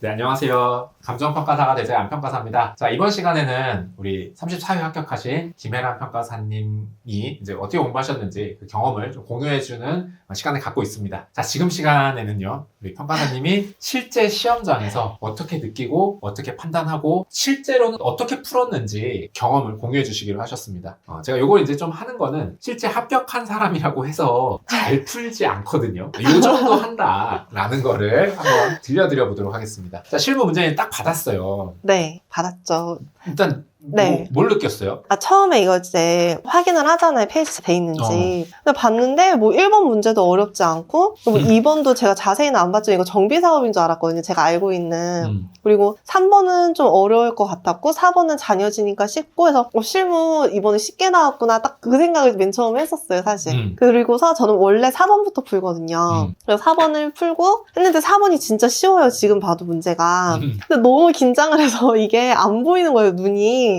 그래가지고 이거 4번을 10점짜리인데 15분을 풀었어요. 이거를. 덜덜덜덜 하느냐고? 진짜 손이 막 덜덜덜덜 떨리고 너무 떨려가지고 그래가지고 이거를 진짜 뭐 개별용 이거 동그라미 항상 치면서 했는데 그 동그라미도 막 손이 떨려가지고 못 치고 그렇게 해서 이제 4번을 풀고 1번을 봤는데 1번도 솔직히 너무 긴장이 됐는데 4번을 풀고 나니까 좀 마음이 좀 평소대로 좀 되더라고요. 그래서 1번까지는 뭐 이제 무난하다 뭐 이번 문제 뭐 괜찮다 하고서 2번을 봤는데 2번이 전 처음에 이게 기준 시점이 애매하더라고요. 이번 문제가. 근데 이게 가로주택 사업이 나왔는데 저희는 이거 배운 적이 없거든요. 근데 이거 배운 사람이 아무도 없을 거예요. 근데 이럴 때는 기준 시점 제가 하나를 잡고 그냥 쭉 풀었어야 되는데 제가 이거를 기준 시점을 잡고 쭉 풀다가 3번 풀고 하다가 10분 남긴 상태에서 기준 시점을 갑자기 바꿨어요. 왜요? 아닌 것 같다. 이건 것 같다. 이거 저도 확실히 알지를 못하면서 괜히 이건가 싶어가지고 갑자기 중간에 기준이 제가 바꿨어요. 10분 남겨서. 그래서 개별 요인도 다 못 바꾸고 그리고서 이제 문제를 그렇게 풀었죠. 그러면 답안지 완전 지저분하게 막 다 중간에 XX 치고 뭐 시점 수정치 이런 거 다 이렇게 하고. 네. 그리고 이번은 거의 뭐, 완전 앞하고 다르잖아요, 진짜. 앞에 제가 뭐 기준점 바꾼 부분만 해도 뭐, 5점도 안 될 거니까. 그래서 되게 당황을 하고, 그래서 꽈라기다 싶어가지고, 제가 너무 당황을 해서, 그렇게 이제 내버렸어요. 더 이상 뭐, 더 풀 수가 없어서. 근데 그렇게 풀고서 이제 주변을 봤는데, 주변 너무 평온해요, 표정이. 나만 망한 거죠, 이번 시험에서. 그래서 밥을 먹으면서 엄마한테 거의 울먹거리면서 전화를 드렸어요. 엄마, 나 이번 시험 망했다. 나 꽈락이다. 근데 제가 실무를 스터디를 하면서도 꽈락이 나온 적이 없고, 제가 실무를 꽈락할 거라고 생각을 해본 적도 없고, 그래서 너무 당황하고, 아, 이번 시험은 망했다. 집을 갈까까지 생각을 했어요, 사실. 근데 저희 어머니가, 그래도 너가 1년 동안 죽어라 공부한 게 있으니, 그래도 너가 아는 거는 이론하고 법규 다 쓰고 나와라. 그래서 그 말씀을 듣고 밥을 뭐 거의 안 들어가죠. 그리고 나서 이론을 봤는데 이론이 뭐 까마득하죠. 정말 아무것도 안 보이고. 근데 오히려 그래서 마음이 더 편했던 것 같아요. 응? 이제 실무가 아예 꽈락이고 아 이거는 내가 이제 연습한다는 생각을 하고서 이론을 봤거든요. 멘탈이 대단하시네요. 네, 그래서 오히려 평소에는 이론 같으면 되게 떨었을 텐데 그래서 이론하고 법규는 뭐 그냥 뭐 평소 스터디 문제 풀 때보다 더 안 떨리게 그냥 정말 연습한다 치고 내년 시험을 준비한다 생각을 하고 그리고서 풀었거든요, 사실. 그리고 나서 이게 푸는데 이론 딱 받았어. 딱 받았죠. 뭐 이런 뭐 문제 보지도 않았어요. 뭐 어차피 내년에 볼 거니까. 파본 검사할 때 보지도 않고. 뭐 문제 보자라고 아 파벌 없구나. 그냥 이렇게 그냥 보고. 그리고 나서 이제 문제 풀어라 했는데 1번 강론이잖아요. 그래서 1번 강론 내가 아는 부분이고 이 부분 사실 좀 많이 나오는 부분이라서 뭐 아무 문제 없이 그냥 쭉 쓰고 2번은 모르겠다. 넘기자 하고 쓰고 3번, 4번도 어렵지가 않았어요, 사실. 그래서 이걸 쓰면서도 실무만 아니었으면 내가 합격할 텐데 너무 아쉬워하면서 사실 이거는 썼거든요. 그리고 마지막에 2번을 2-2번? 네, 2번 자체를 아예 다 맨 마지막으로 밀었어요. 네, 답을 모르겠어서. 그래서 이번에 문제 1번은 사실 좀 예전에 풀었던 기억이 좀 있어가지고 스터디 때 그래서 그렇게 쓰고 2번은 아무것도 모르겠어서 진짜 쥐어짰어요. 머리를 막 쥐어짜서 어떻게든 뭐 그 점수 배점 내에 써보려고 노력을 했거든요. 그렇게 해서 사실 시간이 너무 부족해서 이 2번 끝에 결을 제가 3줄인 거밖에 못 썼어요. 이게 30점짜리인데 원래 최소 뭐 6, 7줄은 써야 되는데 3줄밖에 안 썼음에도 2점 점수가 아직 지금 몇 점인지 자세히는 기억이 안 나는데 그래서 점수가 꽤 높았거든요. 그래서 이론은 일단 그렇게 봤죠. 사실 진짜 기억이 잘 안 나요. 실무 보고 완전 멘붕이 와서 그리고 법규도 사실 이제 내년에 어떻게 볼 거니까 문제 끝에만 읽었어요. 문제 1번 긴 것도 읽지도 않고 근데 문제 끝에만 읽고 뭐 취소 소생의 대상 적기가 표고 적격? 그럼 그거에 대해서 그냥 쓰고 그런 식으로 해서 문제 정말 끝에만 보고도 막 풀었거든요. 그래서 집에 와서 문제를 자세히 보고 내가 이 문제는 완전 논점 이탈이다라고 하는 문제도 있었어요. 실제로 뭐 문제 4번이야 뭐 제대로 푼 사람이 없을 거라 당연히 생각을 했는데 그 외에 다른 문제 뭐 남들이 다 쉬었다고 했거든요. 이번 법규를. 근데도 그중에서 제가 문제 하나를 아예 잘못 읽어서 논점 이탈을 해서 법규도 사실 뭐 그렇게 좋은 점수는 아니지만 그래도 50점 후반은 나오겠다 생각은 했었어요. 왜냐면 스터디에서 제가 논점 아예 틀렸는데 50점 후반은 나오더라고요. 그리고서 이제 집을 가서 이제 다른 사람들 얘기를 들었죠. 그래서 실무가 가로정비주택은 그 아는 사람이 아무도 없는 걸 보고 이거 잘하면 꽈락을 넘기겠다는 생각이 들더라고요. 그때서야. 나 이런 법규 대충 풀었는데. 근데 잘 푼 것 같았어요. 근데도 떨리지 않았지만 그래서 첫날은 이러면 좀 붙을 수 있겠다라는 생각이 들었고 그리고 그 이후에 사람들 얘기를 듣고 만나고 하면서 나 합격이겠다는 생각이 들어서 3개월을 통으로 놀았습니다. 또. 알겠습니다. 사실 이제 평가사님이 이제 이 실무 때 멘탈이 너무 나가서 이론 법규를 어떻게 풀었는지 잘 기억을 못 하세요. 그래서 오히려 이제 이번 시간은 막 정말 한 문제 한 문제 어떻게 판단했나 이런 것보다도 정말 이렇게 멘탈이 나가는 상황에서도 이렇게 잘 어쨌든 문제를 풀었고 그리고 결과적으로 이제 그게 내 생각과는 다르게 이제 생각보다는 괜찮았다라는 그런 경험. 맞아요. 진짜 절대 포기하지 마세요. 저는 정말 그냥 짐 싸고 가려고 그랬거든요. 실무 딱 끝나는데 제 주변 사람들 표정이 다 밝아서 나만 망했구나라는 생각으로 집을 가려고 했지만 저도 합격을 했으니까 다른 분들도 꼭 이론하고 법규 아시는 거 꼭 다 쓰시고 나왔으면 좋겠습니다. 네, 알겠습니다. 시험장에서 실제 문제 어떻게 푸셨는지는 이렇게 짧게 들어보도록 하겠습니다. 자, 안녕하세요. 감정평가사가 되자야 안평가사입니다. 자, 지금 저희 34회 합격하신 김혜란 평가사님의 공부 경험 같이 얘기 듣고 있습니다. 평가사님이 이제 실제 어떻게 생활적으로 하루 어떻게 하시고 휴식 어떻게 하시고 이러셨는지 얘기 들어보도록 하겠습니다. 일단 기본적으로 평가사님 그 집에서 공부하신 거에 대한 얘기는 우리가 1편에서 자세하게 다뤘기 때문에 그 집에서 공부한 얘기는 좀 빼고 얘기해 보도록 하겠습니다. 평가사님 보통 하루 공부 시간이 어떻게 되셨어요? 기본적으로 10시간은 하려고 노력은 했고요. 근데 저 스터디 같이 하시는 분이 14시간, 13시간씩 하시는 분이 계시더라고요. 그래서 그분을 따라서 14시간, 13시간을 하면 이틀을 그렇게 몸살이 나서 저는 평균적으로 한 10시간 정도 했던 것 같습니다. 자기 몸에 맞는 시간이 있는 것 같죠? 근데 사실 제가 실무 4시간, 이론 4시간, 법규 4시간을 하면 12시간은 해야 되는 게 정상이에요. 그래서 하루에 제가 계획한 양을 못하고 항상 잤는데 내일의 나에게 맡기고 매일 그렇게 그냥 잤습니다. 그래서 10시간은 꾸준히 계속 했습니다. 네, 그렇게 내일의 나에게 맡기다가 어쨌든 밀린 거는 계획을 조정해서 조금 마무리를 하고 이런 식으로 하셨나요? 아니면 뒤에 몰아서 막 확 결국은 다 해내셨나요? 결국에 시험 전에 다 몰아서 하기도 하고 또 주말에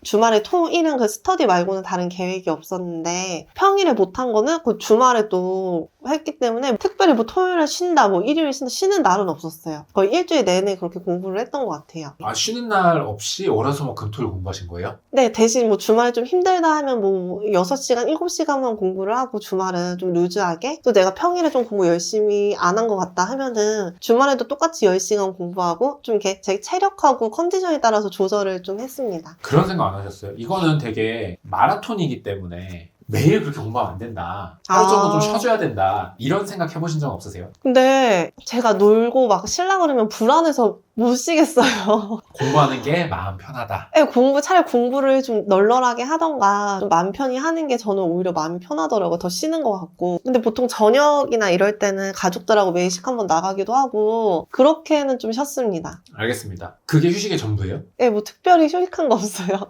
사실 2020년도 12월까지는 그래도 뭐 하루에 뭐 저녁 먹고 뭐 30분 산책하고 이렇게까지는 했거든요. 근데 2023년 들어서는 그 산책하는 시간도 아까워서 저는 공부 안 하고 근데 가끔씩 유튜브에 빠졌을 때는 유튜브 보기는 했어요. 얼마나 보셨나요? 많이 볼 때는 하루에 2시간 정도 봤던 것 같아요.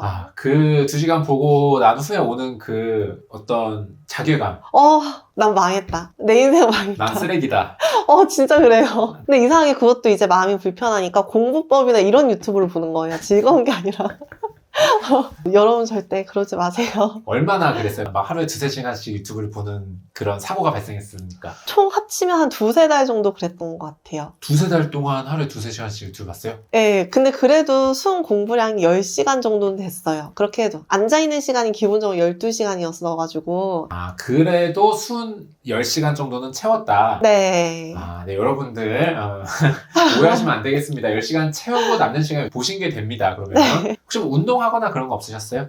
처음에는 그 산책을 했거든요, 동네 나가서. 근데 그 시간도 나중에 아까워서 거의 뭐 3-4달은 아예 움직임이 없었어요.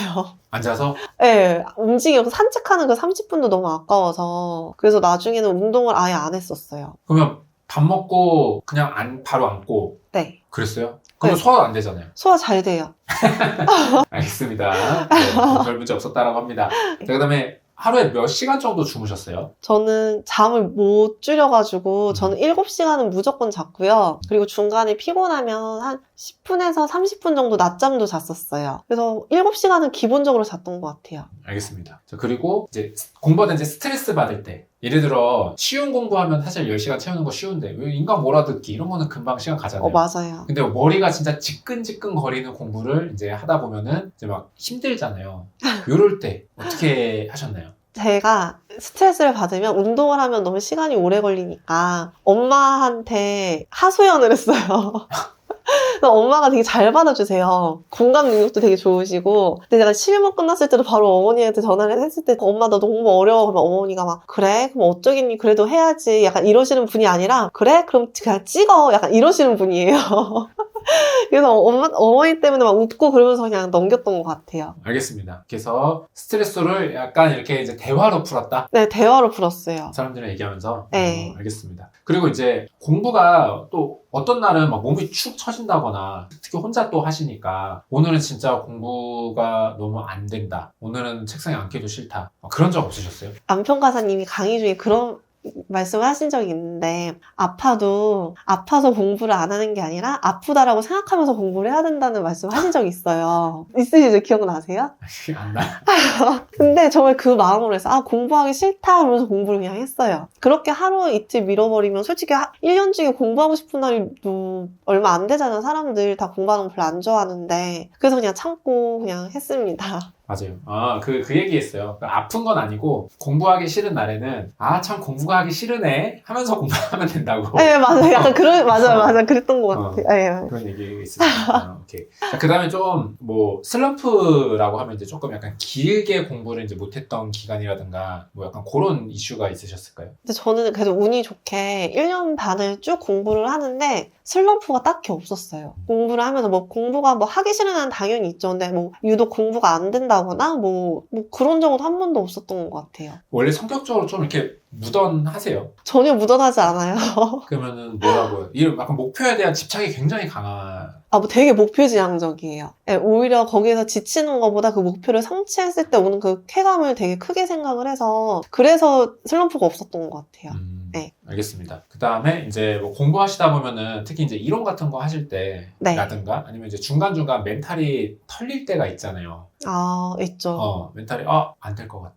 이런 되게 세상이 무너지는 것 같은 느낌이 드는 날들이 잦잖아요. 있죠. 그럴 때 이제 멘탈 어떻게 잡으셨나요? 너무 웃긴데 밤에 달림 보면서 빌었어요. 제발 좀 합격시켜달라면서 빌고 그리고 저는 나는 잘 될 것이다 라는 약간 그런 체면? 그런 거 그냥 되게 많이 걸었던 것 같아요. 그래서 유튜브도 좀 그런 거 많이 찾아보고 동기부여하는. 동기부여도 그렇고 약간 명상이라든지 그런 거 되게 많이 찾아봤었어요. 마음을 잡기 위해서. 알겠습니다. 그럼 생활편의 이제 핵심적인 얘기를 앞에서 했다 보니까 저희 이번 생활편 얘기는 이 정도로 짧게 하도록 하겠습니다. 평가사님에 대한 이제 자세한 글로 된 합격 수기는 저희가 밑에 링크를 달아드릴 거고요. 그리고 이제 평가사님 지금까지 보시면서 저 사람 내 과다. 나 저 사람이랑 되게 비슷한 것 같아 라고 느끼시는 분들은 평가사님이 메일 주소 밑에 또 같이 남겨주신다고 합니다. 그래서 메일 보내주시면은 메일 자주 하기는 조금 안 하신다고는 하는데 너무 늦지 않게 답변 주신다고 하니까 이쪽으로 평가사님한테 한번 물어보시면은 여러분들 공부하시는데 도움이 많이 되실 것 같습니다. 자, 그리고 이 영상을 보고 계시는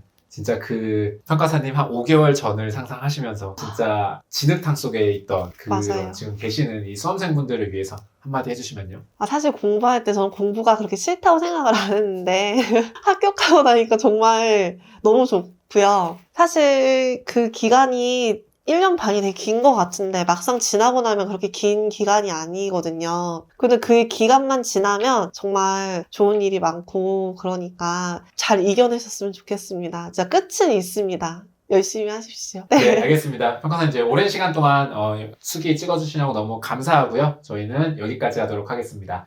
감사합니다.